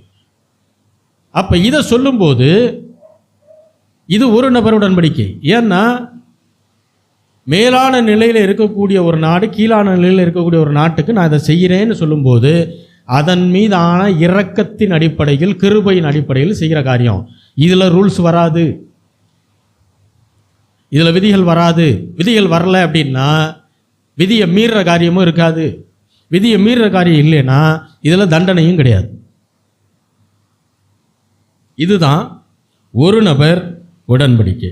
இது இலவசமாய் கிருபையாய் கொடுக்கப்படுகிற செய்யப்படுகிற உடன்படிக்கை. அப்போ இதுக்கு பேர் என்னது? ஒரு நபர் உடன்படிக்கை. சரி, இப்போ நாம் 7 உடன்படிக்கையில் சொன்னோம். முதலாவது உடன்படிக்கையின் பேர் என்னது? ஆதாமோடு தேவன் செய்த உடன்படிக்கை. ஆதியாகமம் 2வது அதிகாரம் 15வது வசனம். தேவனாகிய கர்த்தர் மனுஷனை ஏதேன் தோட்டத்தில் அழைத்து கொண்டு வந்து அதை பண்படுத்தவும் காக்கவும் வைத்தார். சரி, இப்போ தேவன் ஆதாமோடு உடன்படிக்கை செய்தார்னு எங்க இருக்கு? இந்த கேள்வி வரணும் இல்லையா? ஆதாமோடு உடன்படிக்கை எங்க செஞ்சிருக்கிறார்? ஆதியாகமத்தில் படித்தா தெரியல, வாசிக்கலாம். ஓசியா 6வது அதிகாரம் 7வது வசனம்.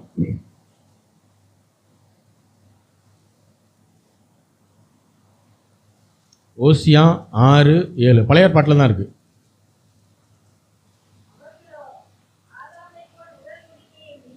அவர்களோ யாரு? யாரை சொல்றாரு? முன்னாடி படிச்சு பார்த்தீங்கன்னா அவர் இஸ்ரவேல் ஜனங்களை சொல்றாரு. அவர்களோ ஆதாமை போல் உடன்படிக்கையை மீறி. அப்ப ஆதாமோடு தேவன் உடன்படிக்கை செஞ்சாரா இல்லையா? செஞ்சிருக்கிறாரு. பகலின் குளிர்ச்சியான வேலையில் உலாவி கொண்டு வந்தாருன்னா என்ன பண்ணியிருப்பாரு? உடன்படிக்கை தான், வாக்கு தான். இன்னும் தெளிவாக சொல்கிறேன், தோட்டத்தில் இருக்கக்கூடிய எல்லா பழத்தையும் நீ சாப்பிடலாம், அது உனக்கு தான், இது வாக்கு. நடுவில் இருக்கக்கூடிய மரத்துடைய கனியை நீ என்ன செய்யக்கூடாது? சாப்பிடக்கூடாது, இது கண்டிஷன், ரூலு. சாப்பிட்டா செத்து போயிடுவேன், இது தண்டனை. அப்போது வாக்கு தத்தம், ரூல்ஸு, தண்டனை, பனிஷ்மெண்ட்டு, இது 3 வந்தால் அது என்ன என்ன உடன்படிக்கை? என்ன வகையான உடன்படிக்கை? இரு நபர் உடன்படிக்கை. அப்போ ஆதாமோடு தேவன் செய்த உடன்படிக்கை என்ன உடன்படிக்கை? இரு நபர் உடன்படிக்கை. ஏன்னா அதில் முடிவில் சாபம் வருது. அடுத்ததாக தேவன் யாரோடு உடன்படிக்கை செய்தார்? நோவாவோடு, அதாவது சகல ஜாதிகளோடு உடன்படிக்கை செய்தார். பூமியில் இருந்த எல்லா மிருகங்களும் செத்து மிதக்குது பெரு வெள்ளத்தில். ஆண்டவர் அதை பார்த்து மனஸ்தாபப்பட்டார். இப்போ இனிமேல் பூமியை ஜல பிரளயத்தினால் நான் அழிக்க மாட்டேன் அப்படின்னு சொல்லி வாக்கை கொடுத்து ஒரு வில்லை மேகத்தில் என்ன செய்தார்? அவர் வைத்தார். இங்க நோவா எந்த வாக்குறுதியும் ஆண்டவரிடத்தில் கொடுக்கவே இல்லை. ஆண்டவர் தான் நோவா கிட்ட கொடுத்தார். இதில் எந்த சாபமும் என்ன இல்லைங்க? இல்லை. தேவன் நோவாவோடு செய்த உடன்படிக்கையில் எந்த சாபமும் இல்லை, எந்த ரூல்ஸும் இல்லை. அப்போ இது என்ன உடன்படிக்கை?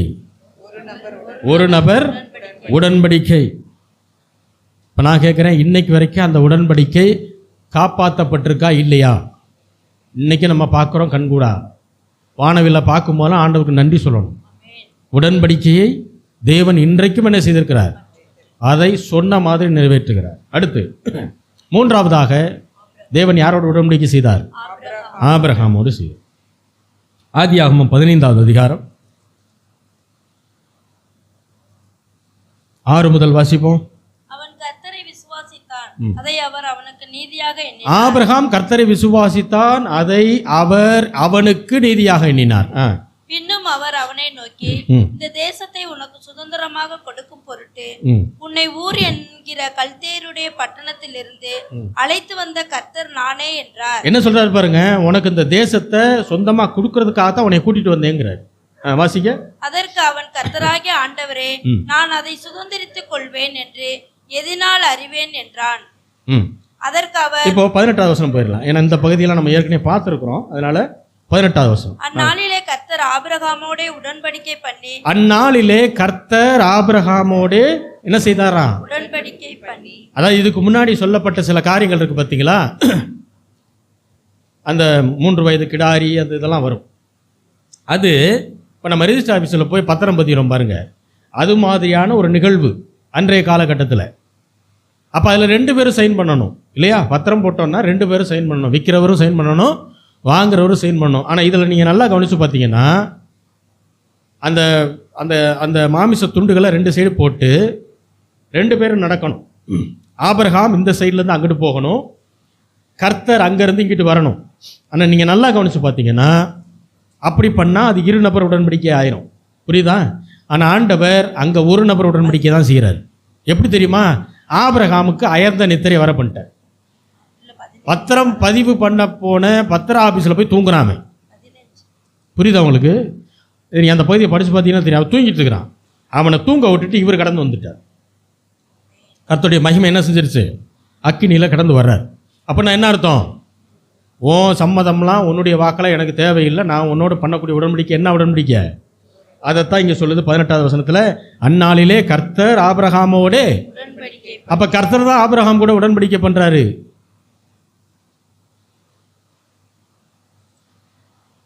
என்ன உடன்படிக்கை? கானான் தேசத்தை ஆபிரகாமுக்கு நான் என்ன செய்கிறேன்? இலவசமாய் கொடுக்கிறேன்.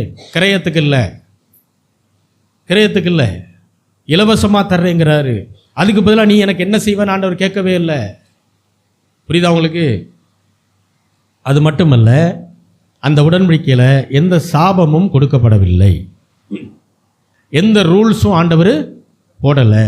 அப்போ ரூல்ஸ் இல்லை, சாபம் இல்லை, வாக்குத்தத்தம் மட்டும்தான் இருக்குது. அப்படின்னா இது என்ன வகையான உடன்படிக்கை? 1 நபர் உடன்படிக்கை. ரைட். இப்போ ஃபர்ஸ்ட்ல சொல்லுவோம், தேவன் ஆதாமோடு செய்த உடன்படிக்கை என்ன வகையான உடன்படிக்கை? 2 நபர் உடன்படிக்கை. தேவன் நோவாவோடு செய்த உடன்படிக்கை என்ன வகையான உடன்படிக்கை? 1 நபர். தேவன் ஆபிரகாமோடு செய்த உடன்படிக்கை என்ன வகையான உடன்படிக்கை? 1 நபர் உடன்படிக்கை. 4வதாக தேவன் மோசேயின் மூலமாக இஸ்ரவேல் ஜனங்களோடு உடன்படிக்கை செய்கிறார். இதுக்கு இன்னொரு பேர் நியாயப்பிரமாண உடன்படிக்கை. இதில் ஆண்டுடைய வாக்குத்தத்தம் இருக்குது. 613 கண்டிஷன் இருக்குது. அதை செய்யலைன்னா சாபம், தண்டனை, கல்லெறிஞ்ச கொல்லணும்ட்டார். புரியுதா உங்களுக்கு? நியாயப்பிரமாணம் சொல்லப்பட்டிருக்கு, அதை மீறுகிறவன் கொலை செய்யப்பட கடவுள். அப்போ வாக்குத்தத்தம் இருக்குது, அதுக்கு கீழ்ப்படிஞ்சு நடந்தால் ஆசீர்வாதம் வருது. ஒருவேளை மீறிட்டோம்னா அதில் என்ன நடக்குதுங்க? ரூல்ஸ் இருக்குது, அதை மீறிட்டோம்னா பனிஷ்மெண்ட்டு வரும். அப்போது வாக்குத்தத்தம், ரூல்ஸு, பனிஷ்மெண்ட்டு, இது 3 எதில் இருக்குது? தேவன் மோசேயின் மூலமாக இஸ்ரவேல் ஜனங்களோடு செய்த உடன்படிக்கையில் இது எல்லாமே இருக்குது. அப்படின்னா இது என்ன வகையான உடன்படிக்கை? 2 நபர் உடன்படிக்கை. அடுத்து 5வதாக தேவன் யாரோடு உடன்படிக்கை செய்கிறார்? தாவீதோடு. இது முழுக்க முழுக்க தாவீதுக்கும் அவருடைய சந்ததிக்கும் மட்டுமே கொடுக்கப்பட்ட வாக்குத்தத்தம். என்ன தெரியுமா? உனக்கும் உன் சந்ததிக்கும் இந்த ராஜ்ய பாரத்தை நான் கொடுத்தேன் அப்படின்னு சொன்னார். இது நமக்கான உடன்படிக்கை இல்லை. இது தாவீதுக்கும் அவருடைய கோத்திரமான யூதா கோத்திரம் அந்த சந்ததிக்கு கொடுக்கப்பட்ட உடன்படிக்கை. இதில் ரூல்ஸ் இல்லை, இதில் சாபமும் இல்லை. அப்படின்னா இது என்ன வகையான உடன்படிக்கை? ஒரு நபர் உடன்படிக்கை. ஆறாவதாக புதிய உடன்படிக்கை. அதில் தான் நீங்களும் நானும் வாழ்றோம். ஆண்டவர் சொல்றாரு, நித்திய ஜீவனை அளிப்பேன் என்பதை அவர் நமக்கு கொடுத்த வாக்குத்தத்தம். இதில் நம்மக்கிட்ட இருந்து எந்த வாக்கையும் அவர் கேட்கல. நம்மக்கிட்ட இருந்து ஆண்டவர், நான் உனக்கு இதை நித்திய ஜீவனை கொடுப்பேன், நீ எனக்கு இதை செய்யணும் அப்படின்னு ஆண்டவர் என்ன செய்யலை, சொல்லலை. இதில் எந்த ரூல்ஸையும் ஆண்டவர் வைக்கலை. ரூல்ஸ் இல்லாதனால அதை மீறுறதுக்கும் வாய்ப்பு இல்லை. ரூல்ஸ்னு ஒன்று இருந்தால் மட்டும்தான் அதை மீறுவோம். ரூல்ஸ் இல்லாதனால அதை மீறவும் போகிறதில்ல, மீறுதல் நடக்க போகிறதில்ல. ஆகையினாலே சாபமும் இல்லை. அப்படின்னா புதிய உடன்படிக்கை என்ன வகையான உடன்படிக்கை? ஒரு நபர் உடன்படிக்கை. ஏழாவதா நித்திய உடன்படிக்கை, அது இன்னும் வரல. ஆகையினாலே அதை குறித்து அது இனிமே தான் வரும். அதாவது மணவாட்டியாகிய சபையை மணவாளனாகிய ஆண்டவர் அவர் திருமணம் செய்து சபையை பரலோகத்துக்கு கொண்டு செல்ல போகிறார். அதுதான் அந்த உடன்படிக்கை. அதை பற்றி நம்ம பெருசாக ஆராய்ச்சி பண்ண வேண்டியதில்லை, அது இனிமேல் நடக்க போகிறது. ரைட்டுங்களா? சரி, இப்போ முதல் உடன்படிக்கையின் பேர் என்ன? யாரோடு செய்தார்? ஆதாமோடு செய்தார். அது என்ன வகையான உடன்படிக்கை? இருநபர் உடன்படிக்கை. அது யாரால் முறிந்தது? ஆதாம் மனிதனுடைய பிரதிநிதி. அப்போ யாரால் முறிஞ்சிச்சு? பேர் சொல்லக்கூடாது. ஆதாம் மனிதனுடைய பிரதிநிதினா தேவன் உடன்படிக்கை முறிச்சாரா அல்லது மனுஷன்? அந்த உடன்படிக்கை முறிஞ்சதுக்கு காரணம் யாரு? மனிதன். அடுத்து இரண்டாவது உடன்படிக்கை யாரோட செய்தார்? என்ன வகையான உடன்படிக்கை? அந்த உடன்படிக்கை முறிஞ்சிருக்கா? முறியலை. மூன்றாவது தேவன் யாரோட உடன்படிக்கை செய்தார்? ஆபிரகாமோடு. அது என்ன வகையான உடன்படிக்கை? அந்த உடன்படிக்கை முறிந்திருக்கிறதா? இஸ்ரவேல் ஜனங்கள் இன்னைக்கு எங்க இருக்கிறாங்க? எங்க இருக்கிறாங்க? பழைய கானான், இன்றைக்கு இஸ்ரவேல் தேசம் இல்லையா? இன்னைக்கு வரைக்கும் அவங்க தாங்க இருக்கிறாங்க. நான்காவது, தேவன் மோசேயின் மூலமாக இஸ்ரவேல் ஜனங்களோடு உடன்படிக்கை செய்தார் இல்லையா? இது என்ன வகையான உடன்படிக்கை? இருநபர் உடன்படிக்கை. இந்த உடன்படிக்கை முறிந்ததா இல்லையா? முறிஞ்சிச்சு. ஏன்னா ஜனங்க அதை மீறிக்கிட்டே தான் இருந்தாங்க. அப்போ மீறி தண்டனை பெறுறாங்க. அப்போ அந்த உடன்படிக்கையினுடைய முறிவுக்கு காரணம் யார்? மனுஷனா தேவனா? மனுஷன். அடுத்து ஐந்தாவதாக தேவன் யாரோட உடன்படிக்கை செய்தார்? தாவீதோடு. என்ன வகையான உடன்படிக்கை? ஒரு நபர் உடன்படிக்கை. இன்னைக்கு வரைக்கும் இஸ்ரவேல் தேசத்தை ஆளுவது யூதா கோத்திர வம்சாவளி மட்டும்தான். அல்லேலூயா. ஆறாவதாக புதிய உடன்படிக்கை. அது என்ன வகையான உடன்படிக்கை? என்ன வகையான உடன்படிக்கை? ஒரு நபரா இரு நபரா? ஒரு நபர் உடன்படிக்கை. இன்னைக்கு வரைக்கும் அது முறியவே இல்லை. சரி, இப்போ இந்த நம்ம பார்த்த இந்த 6 உடன்படிக்கையில் 2 உடன்படிக்கையை எடுத்துடலாம். ஏன் அப்படின்னா, ஆண்டவர் நோவாவோடு செய்தார் பாருங்க, அது சகல மக்களோடும் பொதுவாக செய்யப்பட்ட உடன்படிக்கை. அதை எடுத்துருங்க. ரைட்டா? அடுத்து தாவீதோடு தேவன் செய்தார் பாருங்க, அது தாவீதுக்கும் அவருடைய சந்ததிக்கும் அவருடைய கோத்திரத்துக்கும் மட்டுமே செய்த உடன்படிக்கை. அதையும் எடுத்துடலாம். இப்போ முதல் உடன்படிக்கை என்ன? அதை எடுத்துட்டு சொல்லுங்க. முதல் உடன்படிக்கை ஆதாமோடு செய்த உடன்படிக்கை. என்ன வகையான உடன்படிக்கை? இருநபர் உடன்படிக்கை. சரியா? அடுத்ததாக எந்த உடன்படிக்கை வருது? அதை எடுத்துருங்கன்ட்டேன். நோவாவோட எடுத்துருங்க. அடுத்து என்ன வருது? ஆபிரகாமோடு செய்த உடன்படிக்கை. என்ன வகையான உடன்படிக்கை? ஒரு நபர் உடன்படிக்கை. சரி, அடுத்து என்ன வருது? மோசேயின் மூலமாக இஸ்ரவேல் ஜனங்களோடு செய்யப்பட்ட உடன்படிக்கை. என்ன வகையான உடன்படிக்கை? இருநபர் உடன்படிக்கை. அடுத்து என்ன உடன்படிக்கை வருது? தாவீதை எடுத்துருங்கன்னு சொல்லிட்டேன். அதுக்கப்புறம் என்ன வருது?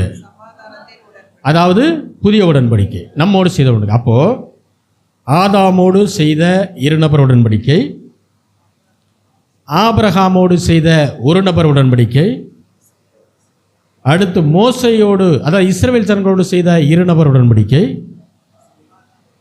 நம்மோடு செய்த புதிய உடன்படிக்கை. இந்த 4 மட்டும் ஞாபகம் வச்சு. புதிய உடன்படிக்கை அப்படின்னு சொல்லும்போது அது யாருக்காக செய்யப்பட்ட உடன்படிக்கை என்றால் புறஜாதிகளான நமக்காக செய்யப்பட்ட உடன்படிக்கை. கல்வாரி சிலுவையிலே ஆண்டவர் மரித்தனுடைய முக்கியமான நோக்கம் என்னன்னா, புறஜாதிகளும் ஆண்டவராகிய இயேசு கிறிஸ்துவின் மூலமாக பிதாவுக்கு பிள்ளைகளாக மாறணுன்றதுக்கு தான் அவர் மத்தியஸ்தராய் கல்வாரி சிலுவையிலே அவர் நின்றார். அதுதான் அங்கே நடந்துச்சு. அவர் ஏதோ கஷ்டப்பட்டார் பாடுபட்டார்னு இல்லை. அவர் அந்த இடத்துக்கு வரலைன்னா நாம் பிதாவுக்கு நெருக்கமாக போய் நிற்க முடியாது. புறஜாதிகள் என்று சொன்னால் இஸ்ரவேல் அல்லாதவர்கள்னு அர்த்தம். அது சைனாக்காரனாக இருந்தாலும் சரி, அமெரிக்காக்காரனாக இருந்தாலும் சரி, இந்தியாக்காரனாக இருந்தாலும் சரி, நாம் எல்லாருமே புறஜாதிகள், யூதர்களை தவிர மற்ற எல்லாரும். இப்போ நாமும் பிதாவுக்கு பிள்ளைகளாக மாறணும்னா அங்கே நடுவில் இயேசு கிறிஸ்து என்கிறவர் கல்வாரி சிலுவையிலே மரிக்க வேண்டியது அவசியமாக இருந்தது. அப்போ புதிய உடன்படிக்கை என்பது புறஜாதிகளான நம்மோடு செய்யப்பட்ட உடன்படிக்கை. புரியுதா உங்களுக்கு? தேவன் மோசேயின் மூலமாக செய்த உடன்படிக்கை இஸ்ரவேல் ஜனங்களோடு செய்த உடன்படிக்கை. அது வேற யாருக்கும் கிடையாது. வாசிக்கலாம். ஓசியா 6வது அதிகாரம் 7வது வசனம். மறுபடியும் வாசிப்போம். அவர்களோ ஆதாமை போல உடன்படிக்கையை மீறி அங்கே எனக்கு விரோதமாய் துரோகம் பண்ணினார்கள். அவர்களோன்றது யாரை சொல்றாரு? இஸ்ரவேல் ஜனங்களை சொல்றாரு. இஸ்ரவேலர்களோ ஆதாமை போல உடன்படிக்கையை மீறி அங்கே எனக்கு விரோதமாய் துரோகம் பண்ணினார்கள். அப்ப இஸ்ரவேலர்களை யாரோட கம்பேர் பண்றாரு? யார் கூட கம்பேர் பண்றாருங்க? ஆதாம் கூட கம்பேர் பண்றாரு. ஆதாமோடு செய்த உடன்படிக்கை இருநபர் உடன்படிக்கை. இஸ்ரவேலர்களோடு செய்த உடன்படிக்கை என்ன உடன்படிக்கை? அதனால இஸ்ரவேலர்களோடு செய்த உடன்படிக்கையை தேவன் ஆதாமோடு செய்த உடன்படிக்கையோடு என்ன செய்யறாரு? கம்பேர் பண்றாரு. ரெண்டுமே இருநபர் உடன்படிக்கை. அப்ப இஸ்ரவேலர்களுடைய உடன்படிக்கை என்பது ஆதாமோடு தேவன் செய்த உடன்படிக்கைக்கு ஒத்தது. அதுக்கு தான் சம்பந்தம். புரியுதா உங்களுக்கு? சத்தியத்தை அறிவீர்கள், சத்தியம் உங்களை தூக்கி கொண்டிருந்தால் சத்தியம் விளங்காது. கவனம் சிதறினால் சத்தியம் விளங்க போகிறதில்ல. அப்புறம் பழைய ஏற்பாட்டு ஜெபம் தான். வாழ்க்கை பூரா அதே பண்ணிக்கிட்டே உட்காந்துருக்க வேண்டியதான். அல்லேலூயா. இப்போ வாசிங்க கலாத்தியர் 3வது அதிகாரம் 8வது வசனம்.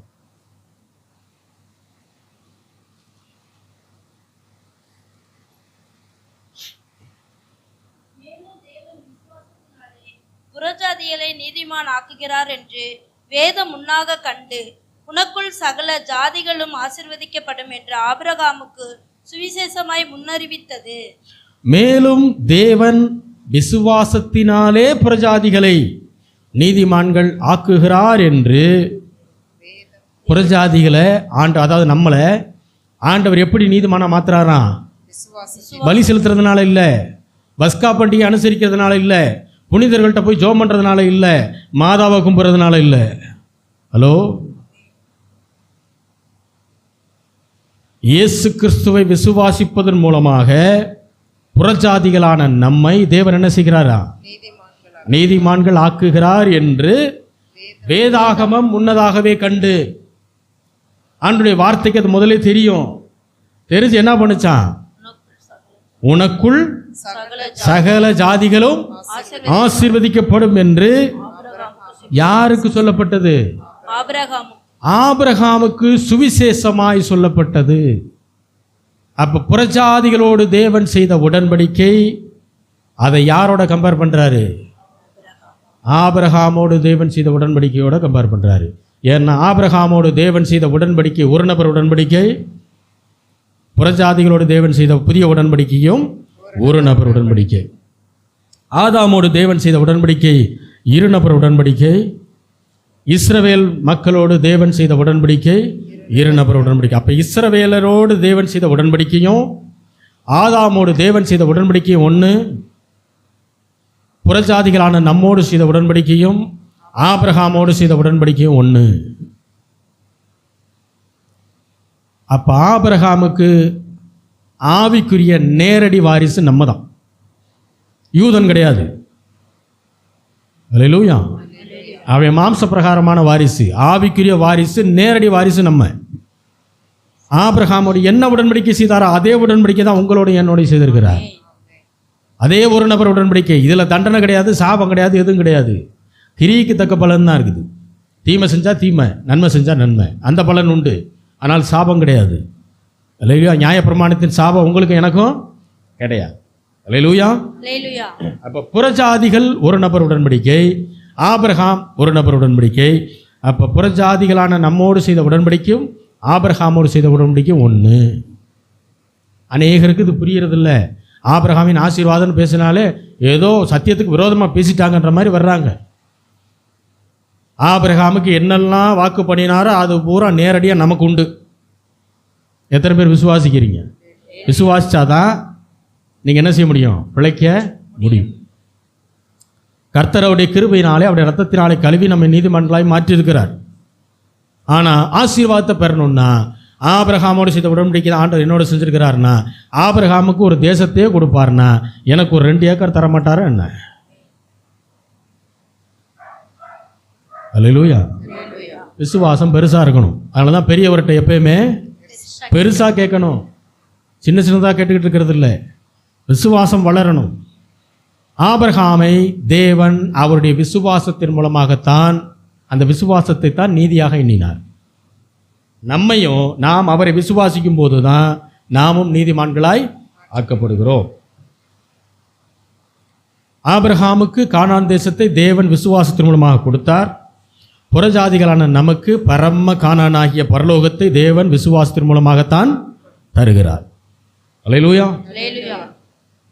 ஆதாமை எப்படி நடத்தினாரோ அப்படிதான் இஸ்ரவேல் ஜனங்களை ஆண்டவர் நடத்தினார். ஆபிரகாமை நடத்தின மாதிரி தான் நம்மளை நடத்துகிறார். இதை புரிஞ்சுக்கங்க. அப்போது நம்மளை ஆண்டவர் எப்படி நடத்துகிறான்றதை நீங்கள் தெரிஞ்சுக்கணுன்னா ஆபிரகாமை பற்றின சரித்திரத்தை நல்லா படி.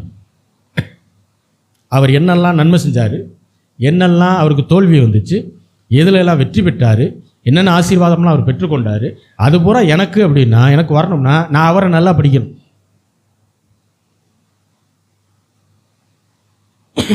இன்னொரு காரியத்தை சொல்கிறேன். ஆதாமும் ஏவாளும் பழத்தை நோக்கி போய் அதை ஆண்டோடைய வார்த்தையை மீறி சாப்பிட்டாங்க. விளைவு என்னன்னா, ஏதேன் தோட்டத்திலிருந்து அவர்கள் துரத்தப்பட்டார்கள். ஏன்னா ஆண்டவர் சொன்ன வார்த்தையை அவங்க என்ன செய்யலை? விசுவாசிக்கலை. விசுவாசித்திருந்தால் அது செய்ய மாட்டாங்க. அவிசுவாசம் வந்ததுனால தான் கீழ்ப்படியாமை வந்துச்சு. அதனால தான் போய் அந்த பழத்தை பிடிக்கி சாப்பிட்றாங்க, கடைப்பிடிக்கலை. இப்போ ஆபிரகாமும் சாராலும் பார்த்தீங்கன்னா குழந்தை இல்லைன்ன உடனே எங்கே போனாங்க? யார்கிட்ட போனாங்க? ஆகார்கிட்ட போனாங்க. ஆண்டவர் அந்த வழிமுறையை செய்யுங்கன்னு சொன்னாரா? நான் தருவேன், உன்னுடைய கர்ப்ப பரப்பாக இருப்பவனே உன்னுடைய ஏகபுத்திரன்னு சொன்னார். ஆனால் இவங்க அதை சரியாக விசுவாசிக்கலை. நமக்கு பிள்ளை வரும்ன்றதை நம்பினாங்க, ஆனால் நம்ம வயிற்றுலந்தான் வரும்ன்றதை நம்பலை. பிள்ளைக்காக எங்கே போயிட்டாங்க? ஆகார்கிட்ட போனாங்க. ஆண்டவர் சொன்ன வார்த்தையை விசுவாசிக்கலை, சரியாக கடைபிடிக்கலை. ஆனால் ஆண்டவர் அவர்களை கானான் தேசத்திலேருந்து துரத்தவே இல்லை. ஆதாமிய ஏவாளை எங்கேருந்து துரத்தினார்? வார்த்தையை மீறிட்டாங்கன்னு ஏதேன் தோட்டத்தை விட்டு துரத்தி விட்டார். ஆனால் ஆபிரகாமும் சாராலும் அதே தப்பு தான் பண்ணுறாங்க, தேவனுடைய வார்த்தையை மீறுறாங்க. ஆனால் தேவன் அவர்களை கானான் தேசத்திலேருந்து துரத்தவே இல்லை. அவங்க அங்கே தான் இருந்தாங்க. என்ன செஞ்சார் தெரியுமா? மீண்டும் மீண்டும் வாக்கை கொடுத்து கொண்டே இருக்கிறார். ஆதியாகமம் 12வது அதிகாரம், 13வது அதிகாரம், 14, 15, 16, 17, 18, 19, 20, 21 அதிகாரம் வரைக்கும் மறுபடி வாக்கு கொடுத்து கொடுத்து கொடுத்து 22வது அதிகாரத்தில் நிறைவேற்றுகிறார். துரத்தலை. இப்போ நல்லா புரிஞ்சுக்கங்க. ஆதாமையும் இஸ்ரவேல் ஜனங்களையும் நடத்தின உடன்படிக்கை வேறு, ஆபிரகாமையும் நம்மையும் நடத்துகிற உடன்படிக்கை வேறு. அல்லேலூயா. அல்லேலூயா. ஆகையினால சொல்கிறேன், இந்த புதிய உடன்படிக்கையில் தேவனுடைய வார்த்தை நிறைவேறாமல் போகவே போகாது. நம்ம படித்தோம் இல்லையா? முதல்ல எடுத்த உடனே எபிரேயரில் படித்தோம்ல, என்ன படித்தோம்? வாக்குத்தத்தம் பண்ணினவர், ஆனால் எரேமியால நான் மனம் மாறுவேன்னாரு. புரியுதா? ஏன்னா பழைய உடன்படிக்கையில் நம்ம வாழலை. இஸ்ரவேலர்களோடு செய்த உடன்படிக்கை நமக்கு இல்லை. நாம் இருநபர் உடன்படிக்கையில் வாழலை, நாம் ஒரு நபர் உடன்படிக்கையில் வாழ்கிறோம். இந்த உடன்படிக்கையில் நியாயப்பிரமாணத்தின் சாபம் கிடையாது, ரூல்ஸ் கிடையாது. ஆகையினால ரூல்ஸை மீறுகிற சம்பவமும் இல்லை. அல்லேலூயா. ஆதாமும் ஏவாளும் பாவத்தில் விழுந்தபோது ஏதேன் தோட்டத்தை விட்டு துரத்தப்பட்டாங்க. ஆபிரகாமும் சாராலும் அதே வேலை தான் செஞ்சாங்க. ஆனால் அவர்களை தேவன் துரத்தவில்லை. மாறாக யாரை துரத்தினாரு? அவர்கள் அந்த பாவத்திலே விழுகிறதுக்கு யார் காரணமாக இருந்தார்களோ அவர்களை துரத்தினார். ஆகார் தான் துரத்தப்பட்டார். புரியுதா உங்களுக்கு? அல்லேலூயா. புதிய உடன்படிக்கையின் விசேஷம் என்னன்றது புரியணும். நீங்கள் நானும் ஏதோ ஒரு பாவத்தை செஞ்சிட்டோம் அப்படின்னா தேவன் உங்களை என்னையும் துரத்துறதில்லை. நாம் பாவத்திலே விழுகிறதுக்கு எந்த ஒரு காரியம் காரணமாக இருந்துச்சோ அதை துரத்துறார், அதை நம்மை விட்டு அகற்றுகிறார். அதுதான் புதிய உடன்படிக்கையின் சாராம்சம். அல்லேலூயா. ஆபிரகாமோடு தேவன் செய்த உடன்படிக்கை கேன்சல் ஆகவே இல்லை. ஸோ புறஜாதிகளான நம்மோடு செய்த உடன்படிக்கையும் கேன்சல் ஆகவே போகிறதும் இல்லை. நாம் பாவியாக இருந்தோம், சுவிசேஷம் என்கிற நற்செய்தி அறிவிக்கப்பட்டுச்சு, அதை விசுவாசித்தோம், விசுவாசத்தினால கிருபை கிடைச்சது, நாம் ரட்சிக்கப்பட்டோம். இப்போது ரட்சிக்கப்பட்ட பின்பு மறுபடியும் பாவம் வருது. இந்த பாவம் நம்முடைய ரட்சிப்பை பாதிக்காது. ஏன்னா ரட்சிப்பு வாடாத கிரீடம், ஆகையினால அதை பாதிக்க முடியாது. ரெண்டாவது, இந்த பாவம் கிருபையையும் அட்டாக் பண்ண முடியாது. ஏன்னா பாவம் பெருகிற இடத்துல கிருபையும் என்ன செஞ்சிடும்? பெருகிறோம். அப்போ இந்த பாவம் எங்கே தான் அட்டாக் பண்ணும் அப்படின்னா நம்முடைய விசுவாசத்தை தான் என்ன செய்யும்? அது அட்டாக் பண்ண ஆரம்பிக்கும்.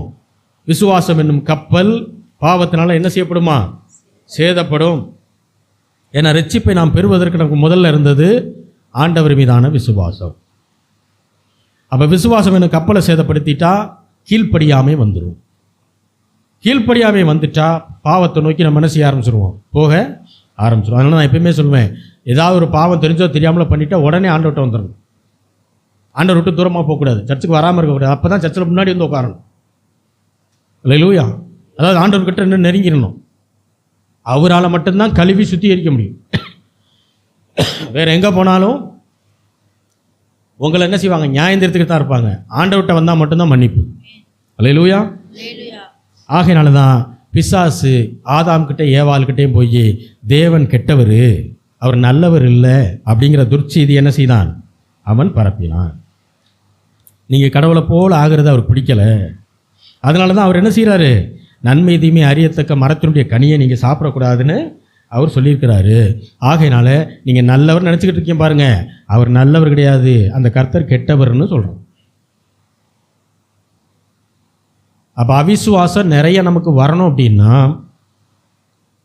நாம் எந்த மாதிரி செய்தியை கேட்கணும் தெரியுமா?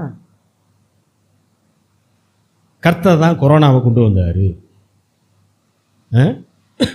கர்த்தர் தான் சுனாமியை கொண்டு வந்து அழிச்சாரு, கர்த்தர் தான் கையை உடைச்சாரு, கர்த்தர் தான் காலை உடைச்சாரு, அடுத்து கர்த்தர் தான் அந்த ஹார்ட் அட்டாக்கை கொடுத்து அவர் என்ன செஞ்சிருக்காரு? சோதிக்கிறாரு. இப்படிங்கிற பிரசங்கத்தை நிறையா கேட்டிங்கன்னா கர்த்தர் கெட்டவங்கிறது நல்ல ஆழமாக பதிஞ்சிடும். அதுக்கப்புறம் ஆண்டவரை விசுவாசிக்க வேண்டியதே இல்லை, உலக பிராரமாகவே வாழ்ந்துக்கலாம். அல்லேலூயா. இந்த கொரோனா வந்தப்போ, இந்த லாக்டவுன் போட்டப்போ எத்தனை ஊழியர்கள், எத்தனை பேர் ஆண்டவரே மன்னி, ஆண்டவரே மன்னி, ஆண்டவர் அப்பா. பாவ மன்னிப்புன்றது டெய்லி செய்யணும். தெரிஞ்சோ தெரியாமலோ நம்ம பண்ணியிருப்போம், அது டெய்லி செய்யுது. பப்ளிக்காக மேடையை போட்டு நின்று கர்த்தர் தான் கொண்டு வந்தார், ஆண்டோடைய இரக்கத்துக்காக நாங்கள் கெஞ்சுறோம். என்னென்ன சேட்டை அன்னைக்கு. பாதாளத்தின் வாசல்கள் சபையை மேற்கொள்வதில்லை. முதல்ல அதை புரிஞ்சுக்கணும். கிறிஸ்துவே சபையினுடைய தலையாக இருக்கிறார். நாம் எல்லாம் சரீரம். நாம தான் ஆலயம் அப்படின்னா நாமெல்லாம் சரீரம். ஒருத்தர் கையாக இருப்பீங்க, ஒருத்தர் காலாக இருப்பீங்க, ஒருத்தர் வயிறாக இருப்பீங்க, ஒருத்தர் காதாக இருப்போம். இதெல்லாமே நம்ம சரீரமாக இருக்கிறோம். அப்போ கிறிஸ்துவவே பிசாசு வந்து மேற்கொண்டுருவானா என்ன? இந்த வசனம்லாம் யாரும் பேசல, 1-2 ஊழியர்களை தவிர. எல்லாரும் ஓ கொரோனா வந்துருச்சு, லாக்டவுன் ஓன்னு உட்காந்து அழுதுகிட்டு இருக்கிறான் அத்தனை பேர். சர்ச்செல்லாம் மூடிட்டாங்க, பிசாசு வந்து ஜெயிச்சிருச்சு, அப்படி ஆக்கும் இப்படி ஆக்குன்னு வாய்க்கு வந்ததெல்லாம் பேசுறது. ஆண்டவர் தான் கொண்டு வந்துட்டாராக, ஆண்டவர் தான் அழிக்கிறாராக.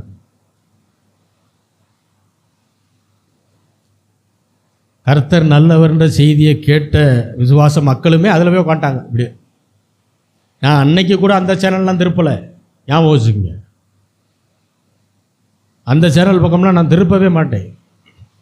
நிறைய பேர் நினைக்கிறீங்க ரொம்ப ஆவிக்குரிய சேனல்னு, அதில் தான் இல்லாததெல்லாம் வருது. சினிமாவை பார்த்துட்டு போயிடலாம் போட்டிருக்காது. என்னென்ன அவிசுவாசத்தை இருதயத்தில் கிரியேட் பண்ணணுமோ அத்தனையும் வருது, என்னென்ன பயத்தை கிரியேட் பண்ணணுமோ அத்தனையும் வருது. நான் கேட்குறேன், அந்த ஜெபத்தை பார்த்து பயந்தவங்க எத்தனை பேர்? விசுவாசம் வளர்ந்துச்சா? எல்லாரும் நின்று ஜெபம் பண்ணிக்கிட்டு இருக்கிறாங்களே, ஆண்டவரே மன்னி மன்னி மன்னின்னு. ஆண்டவர்கிட்ட மன்னிப்பு கேட்குறது தப்பு இல்லைங்க. கொரோனாவை ஆண்டவர் தான் கொண்டு வந்தார்னு நினச்சிக்கிட்டு மன்னி மன்னின்னு நம்பாருங்க. அது எவ்வளோ பெரிய முட்டாள்தனம். இரக்கத்துக்காக கெஞ்சிரேன் ஆண்டவர், கெஞ்சிரேன் ஆண்டவர். பிள்ளை நீயே, அவர் அப்பா கிட்ட போய் கெஞ்சிரேன்னா அப்பா நல்லவர் இல்லைன்றது ஆயிராதா? அவர் ஒரு மோசமான தகப்பனை ஆயிர மாட்டாரா? அவர்கிட்ட போய் கெஞ்சிரேங்கிற. முதல்ல சத்தியத்தை படி, கர்த்தர் நல்லவன் அடிப்படை சத்தியத்துக்குள்ள வா. அதுவே புரியலை நிறைய ஊழியர்களுக்கு. இதுதான் பிரச்சனை. இன்னைக்கு பிசாசெல்லாம் சொல்ல வேண்டியதில்லை கர்த்தர் கெட்டவர்னு, ஊழியக்காரங்களே போதும் அதை பேசுறதுக்கு. அதை நீங்கள் உட்காந்து கேட்டுக்கிட்டு இருந்தீங்கன்னா இருக்கிற விசுவாசமும் தொலைஞ்சு ஒன்றும் இல்லாமல் தான் போவீங்க, மண்ணோட மண்ணாக போயிடுவீங்க. ஞாபகம் வச்சுங்க. ஆசீர்வாதத்தில் வளரணும் அப்படின்னா கர்த்தர் நல்லவர் என்கிற அசைக்க முடியாத சத்தியம் இருதயத்தில் இருக்கணும். சூழ்நிலை எப்படிப்பட்டதாக இருந்தாலும் சரி, அடுத்த நிமிஷம் என் தலையை வெட்டுறதுக்கு ஒருத்தர் வந்து நின்னாலும் சரி, கடைசி நேரம் வரைக்கும் சொல்லுமே கர்த்தர் நல்லவர்னு. ஏதோ மேடைக்காக சொல்லலை. ஆண்டவரை மறுதளிக்கிறியா, தலையை வெட்டவான்னு ஒருத்தர் வந்து நின்னான்னா முடியாதுன்றவேன். கர்த்தர் நல்லவர் தான் பேசுவேன். அல்லேலூயா. அந்த பக்தி வைராக்கியம் இருக்கணும். அது குருட்டு வைராக்கியம் இல்லை. விசுவாச சத்தியத்தை அறிந்து தேவன் மீதான விசுவாசத்தை வர்த்திக்க செய்து அதனால் வரக்கூடிய தைரியம், அது அதனால் வரக்கூடிய விசுவாச அறிக்கை. ஆண்டவர் உன்னை அடித்து வணைகிறாரு, உன்னை வளைக்கிறாரு, இதெல்லாம் பிரசங்கம் கிடையாது. எந்த உடன்படிக்கையில் வாழ்ந்துகிட்டு இருக்கிற? அல்லேலூயா. ஏன்னா உடன்படிக்கையினுடைய சாராம்சம் புரியாதனால தான் இந்த மாதிரிலாம் எடுத்து பேசுறது. ஆபிரகாமோடு தேவன் செய்த உடன்படிக்கை தான் நமக்கு. அப்படின்னா ஆபிரகாம தேவன் எங்கெங்க அடித்தார்? எந்தெந்த இடத்துல அடித்தார் சொல்லுங்க பார்ப்போம். அவர் ரொம்ப போனால் என்ன பண்ணார் தெரியுங்களா? கொஞ்சம் வருஷம் பேசாமல் இருந்தார். யார்? ஆண்டவர் ஆபிரகாம். இந்த ஆகார விஷயத்தில் கொஞ்சம் தப்பு பண்ணோடனே ஒரு 15 வருஷம் பேசாமல் இருந்துட்டார். ஆபிரகாமுடைய செல்வத்தை பூரா பிடுங்கலை, ஆபிரகாம தரித்திரவான மாத்தலை, ஆபிரகாமுக்கு விரோதமாக வரக்கூடிய விரோதிகள் எல்லாம் ஆபிரகாமை மேற்கொள்ளட்டுன்னு விட்டுறல. அல்லேலூயா. அதுதான் ஒரு நபர் உடன்படிக்கை, தேவன் நம்மோடு செய்த உடன்படிக்கை. சின்ன பொய் சொன்னோடனே ஆண்டவர் விட்டுட்டு போயிடுறாரு, அதெல்லாம் கிடையாது. உடன்படிக்கையினுடைய சாராம்சம் புரிஞ்சிருச்சுன்னா தேவன் என்னை விட்டு விலகுவதும் இல்லை, என்னை ஒரு நாளும் கைவிடுவதும் இல்லை. சூழ்நிலை மோசமாக இருக்கே பாஸ்டர், தாவீதை விட மோசமாயிடுச்சா என்ன? தாவீது சொல்றார், நான் மரண இருளின் பள்ளத்தாக்கிலே நடந்தாலும். அடுத்த ஸ்டெப்பு எடுத்து வச்சா எனக்கு மரணம். ஆனால் அதில் கூட நான் சொல்கிறேன், பொல்லாப்புக்கு என்ன செய்ய மாட்டேன்? பயப்படவே மாட்டேன். அவிசுவாசத்துக்கு இடமே கொடுக்க மாட்டேன். ஆண்டவர் மீதான சரியான விசுவாசத்தில் உறுதியாக நிற்பேன். சபை அப்படி இருக்கணும். அல்லேலூயா. மேம்போக்கா எதையோ ஒரு செய்தியை கேட்டுக்கிட்டு அவர் இப்படி சொன்னார், இவர் இப்படி சொன்னார், கண்ட குப்பையை கேட்டால் அதுதான் நடக்கும். எதை கேட்கணும்னு நல்ல தீர்மானம் இருக்கணும். யாருடைய பிரசங்கத்தை கேட்கணும்னு நல்ல தீர்மானம் இருக்கணும். அல்லேலூயா. விசுவாசிக்கிறவன் ஒரு நாளும் பதற மாட்டான். விசுவாசிக்காதவன் பதறிக்கிட்டே தான் இருப்பான். எதை பார்த்தாலும் பயம், எதிர்காலத்தை பார்த்தா பயம், பிள்ளைகளை நினச்சா பயம், வேலையை நினச்சா பயம், இன்னும் ஊழியத்தை நினச்சா பயம், எல்லாத்த பார்த்தும் பயம். இது விசுவாசம் குறைவில் வர்றது. அப்போ எதை சரிப்படுத்தணும்? சூழ்நிலை அல்ல, அது உங்களால் முடியாது. முதல்ல உங்கள் விசுவாசத்தை நீங்கள் என்ன செய்யணும்? வர்த்திக்க செய்ய வேண்டும். அல்லேலூயா, அல்லேலூயா. இன்னும் சிலர் சொல்கிறாங்க, கர்த்தர் தான் உங்கள் குடும்பத்தில் இந்த குழப்பத்தை கொண்டு வந்திருக்காரு.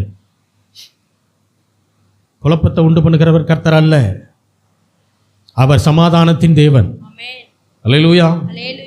நம்முடைய குடும்பங்களிலே சமாதானத்தை கட்டளையிடுகிறவர். குழப்பத்தை அவர் கொண்டு வரல, பிசாசு கொண்டு வர்றான். இப்போ பிசாசுக்கு எதிர்த்து நிற்கணுமா? அவன் கூட கையை கோர்த்துக்கிட்டு அழுதுகிட்டு உட்காந்துருக்கணுமா? எதிர்த்து நிற்கணும். ஏன்னா தேவனுக்கு கீழ்ப்படிஞ்சிருக்கிறோம், பிசாசுக்கு. அதனால தான் சொன்னேன், 100% பர்ஃபெக்டான மனுஷன் இந்த உலகத்திலே கிடையாது.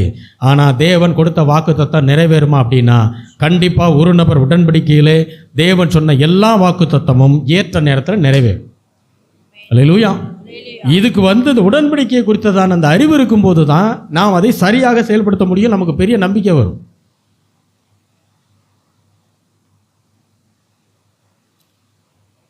குடும்பத்தில் சில விஷயங்கள் நமக்கு புரியாமல் இருக்கலாம். அந்த நேரத்தில் சில மரணங்கள், சில இழப்புகள் உங்களை ரொம்ப பாதிச்சிருக்கலாம். புரியுதா உங்களுக்கு? அதுக்காக வாயை திறந்து பதறி போய் கர்த்தர் தான் எடுத்துக்கிட்டாருன்னு பேசவே பேசாதீங்க. அல்லேலூயா. அவர் ஒரு நாளும் யாரையும் காலத்திற்கு முன்பு என்ன செய்யறதில்ல, அவர் எடுத்துட்டு போறதே கிடையாது. அவர் நீடிய ஆயுளை தரப்போகிற தேவன், தருகிற தேவன். இதை முதல்ல புரிஞ்சுங்க. அவருக்கு பயந்தவர்களுக்கு தேவன் என்ன செய்கிறார்? அவருடைய கிருபையில் நீடிய ஆயுள் முக்கியம். ஆசீர்வாதத்தில் நீடிய ஆயுசு உண்டு. அல்லேலூயா. பழைய ஏற்பாட்டில் மனம் மாறுவேன்னு சொன்ன ஆண்டவர் புதிய ஏற்பாட்டில் வாக்குத்தத்தங்கள் எல்லாம் கிறிஸ்துவுக்குள் ஆம் என்றும் ஆமென் என்றும் இருக்கிறது என்று சொல்லியிருக்கிறார். அல்லேலூயா. ஆகையினால தைரியமாக சொல்ல முடியும், நாம் எல்லாரும் ஆபிரகாமோடு செய்த ஒரு நபர் உடன்படிக்கை இருக்குது பார்த்தீங்களா, அதை போன்ற ஒரு புதிய உடன்படிக்கைக்குள்ளே வாழ்கிறோம். இதில் வாழ்கிற நமக்கு தேவன் கொடுத்த வாக்குத்தத்தங்கள் ஒரு நாளும் நிறைவேறாமல் போகவே போகாது. நீங்கள் பர்ஃபெக்டாக இருந்தாலும் சரி, இல்லைனாலும் சரி. அல்லேலூயா. ஆனால் உண்மை என்னன்னா, இல்லைன்றதான் உண்மை. யாருமே பர்ஃபெக்ட் கிடையாது இங்கே. அப்படி நீங்கள் நினச்சிங்கன்னா அதுதான் உங்களுடைய வீழ்ச்சிக்கான முதல் அடிப்படையே. பிசாசு உங்களுக்குள்ள என்ன கொண்டு வந்திருக்கான்? இப்போ அந்த பெருமை நாவியாக கொண்டு வந்திருக்கான். நான் பர்ஃபெக்ட், அவன் சரியில்லை, இவன் சரியில்லை, நான் தான் ரொம்ப பெர்ஃபெக்ட்டு அப்படின்னாலே பிசாசு உங்களுக்குள்ள என்ன கொண்டு வந்துட்டான்னு அர்த்தம்? பெருமையை கொண்டு வந்துட்டான்னு அர்த்தம். உண்மை என்னன்னா, நிதர்சனமான உண்மை, எவனும் பெர்ஃபெக்ட் கிடையாது, யாரும் பெர்ஃபெக்ட் கிடையாது. அல்லேலூயா. கர்த்தர் ஒருத்தர் தான், அவர் மட்டும்தான் தேவன். ஒருவரை தவிர நல்லவன் ஒருத்தரும் கிடையாது. ஆகையால தான் ஆண்டவர் சொல்றாரு, உன் கூட நீயே எனக்கு வாக்கு கொடுத்தீங்கன்னா கண்டிப்பாக அதை நிறைவேற்ற முடியாது. அதனால ஒரு நபர் உடன்படிக்கையாக நானே உங்க கூட என்ன செய்கிறேன்னு சொல்லி அவர் நம்மோடு என்ன செய்திருக்கிறார்? உடன்படிக்கையை செய்திருக்கிறார். அப்போ தேவன் நமக்கு கொடுத்த வாக்குத்தத்தங்கள் ஏற்ற நேரத்திலே சரியாக நிறைவேறும். அதில் எந்த மாற்று கருத்து இல்லை. காரணம், கர்த்தர் நல்லவர், நீங்கள் கர்த்தரால் ஆசீர்வதிக்கப்பட்டவர்கள். நம்ம எல்லாரும் ஜெபிக்கலாம். எங்களை நேசிக்கிற நல்ல தகப்பனே, ஆண்டவராகிய இயேசு கிறிஸ்துவின் நாமத்தில் வருகிறோம் பிதாவே. புதிய உடன்படிக்கையின் பிள்ளைகளாக எங்களை மாற்றியிருக்கிறேன். நண்பருக்காக நன்றி ஆண்டவரே. ஆபிரகாமை நடத்தினது போல தேவரீர் எங்களையும் நடத்துகிறீர், அதற்கு நமக்கு நன்றி. எல்லா சூழ்நிலையும் வாக்குத்தத்தத்தை கொடுத்து அந்த வார்த்தைக்கு கீழ்ப்படுகிற ஒரு இருதயத்தினாலே எங்களை நிரப்பி, உங்களுடைய ஞானத்தினாலே நிரப்பி, சத்தியத்தை அறிகிற அறிவை கொடுத்து ஆண்டவரை எங்களை வழிநடத்தி கொண்டிருக்கிறீங்க. எங்கள் மீது உங்களுடைய கண்ணை வைத்து ஆலோசனை சொல்லுகிறீர், அதற்காக நமக்கு நன்றி செலுத்துகிறோம் ஆண்டவரை. நாங்கள் மரண இருளின் பள்ளத்தாக்கில் நடந்தாலும் பொல்லாப்புக்கு ஒரு நாளும் பயப்படுகிறதில்லை ஆண்டவரே. காரணம், தேவனாகிய கர்த்தர் எங்களுடைய பரலோக தகப்பன் எங்களோடு கூட இருக்கிறீர். நாங்கள் ஆண்டவரை எங்களுடைய சத்துருக்களுக்கு முன்பாக நேரு ஆண்டவரை ஒரு பந்தி ஆயத்தம் பண்ணுகிறீர். எங்களுடைய தலையை அபிஷேகம் பண்ணி இருக்கிறீர், அதற்காக நமக்கு நன்றி செலுத்துகிறோம். எங்களுடைய பாத்திரங்களை நிரம்பி ஒழிய செய்ய போகிறீர், அதற்காக நமக்கு நன்றி ஆண்டவரே. ஆண்டு வந்த ஒவ்வொருவரையும் ஆசீர்வதியும், அவருடைய தேவைகளை சந்தியும், மீதமெடுக்க கிருபை செய்யும். குடும்பத்தில் ரட்சிக்கப்படாத நபர்கள் ரட்சிக்கப்பட்டு சபைக்கு கடந்து வருவார்களாக. சத்தியத்தை அறிந்து உம்முடைய பூர்ணமான விடுதலை பெற்ற ஜனங்கள் இந்த உலகத்தில் வெற்றியுள்ள வாழ்க்கை வாழும்படி கர்த்தாவினை அவர்களை ஆசீர்வதியும். இயேசுவின் நாமத்தில் வேண்டிக் கொள்கிறோம் எங்கள் ஜீவனுள்ள நல்ல பிதாவே, ஆமென்.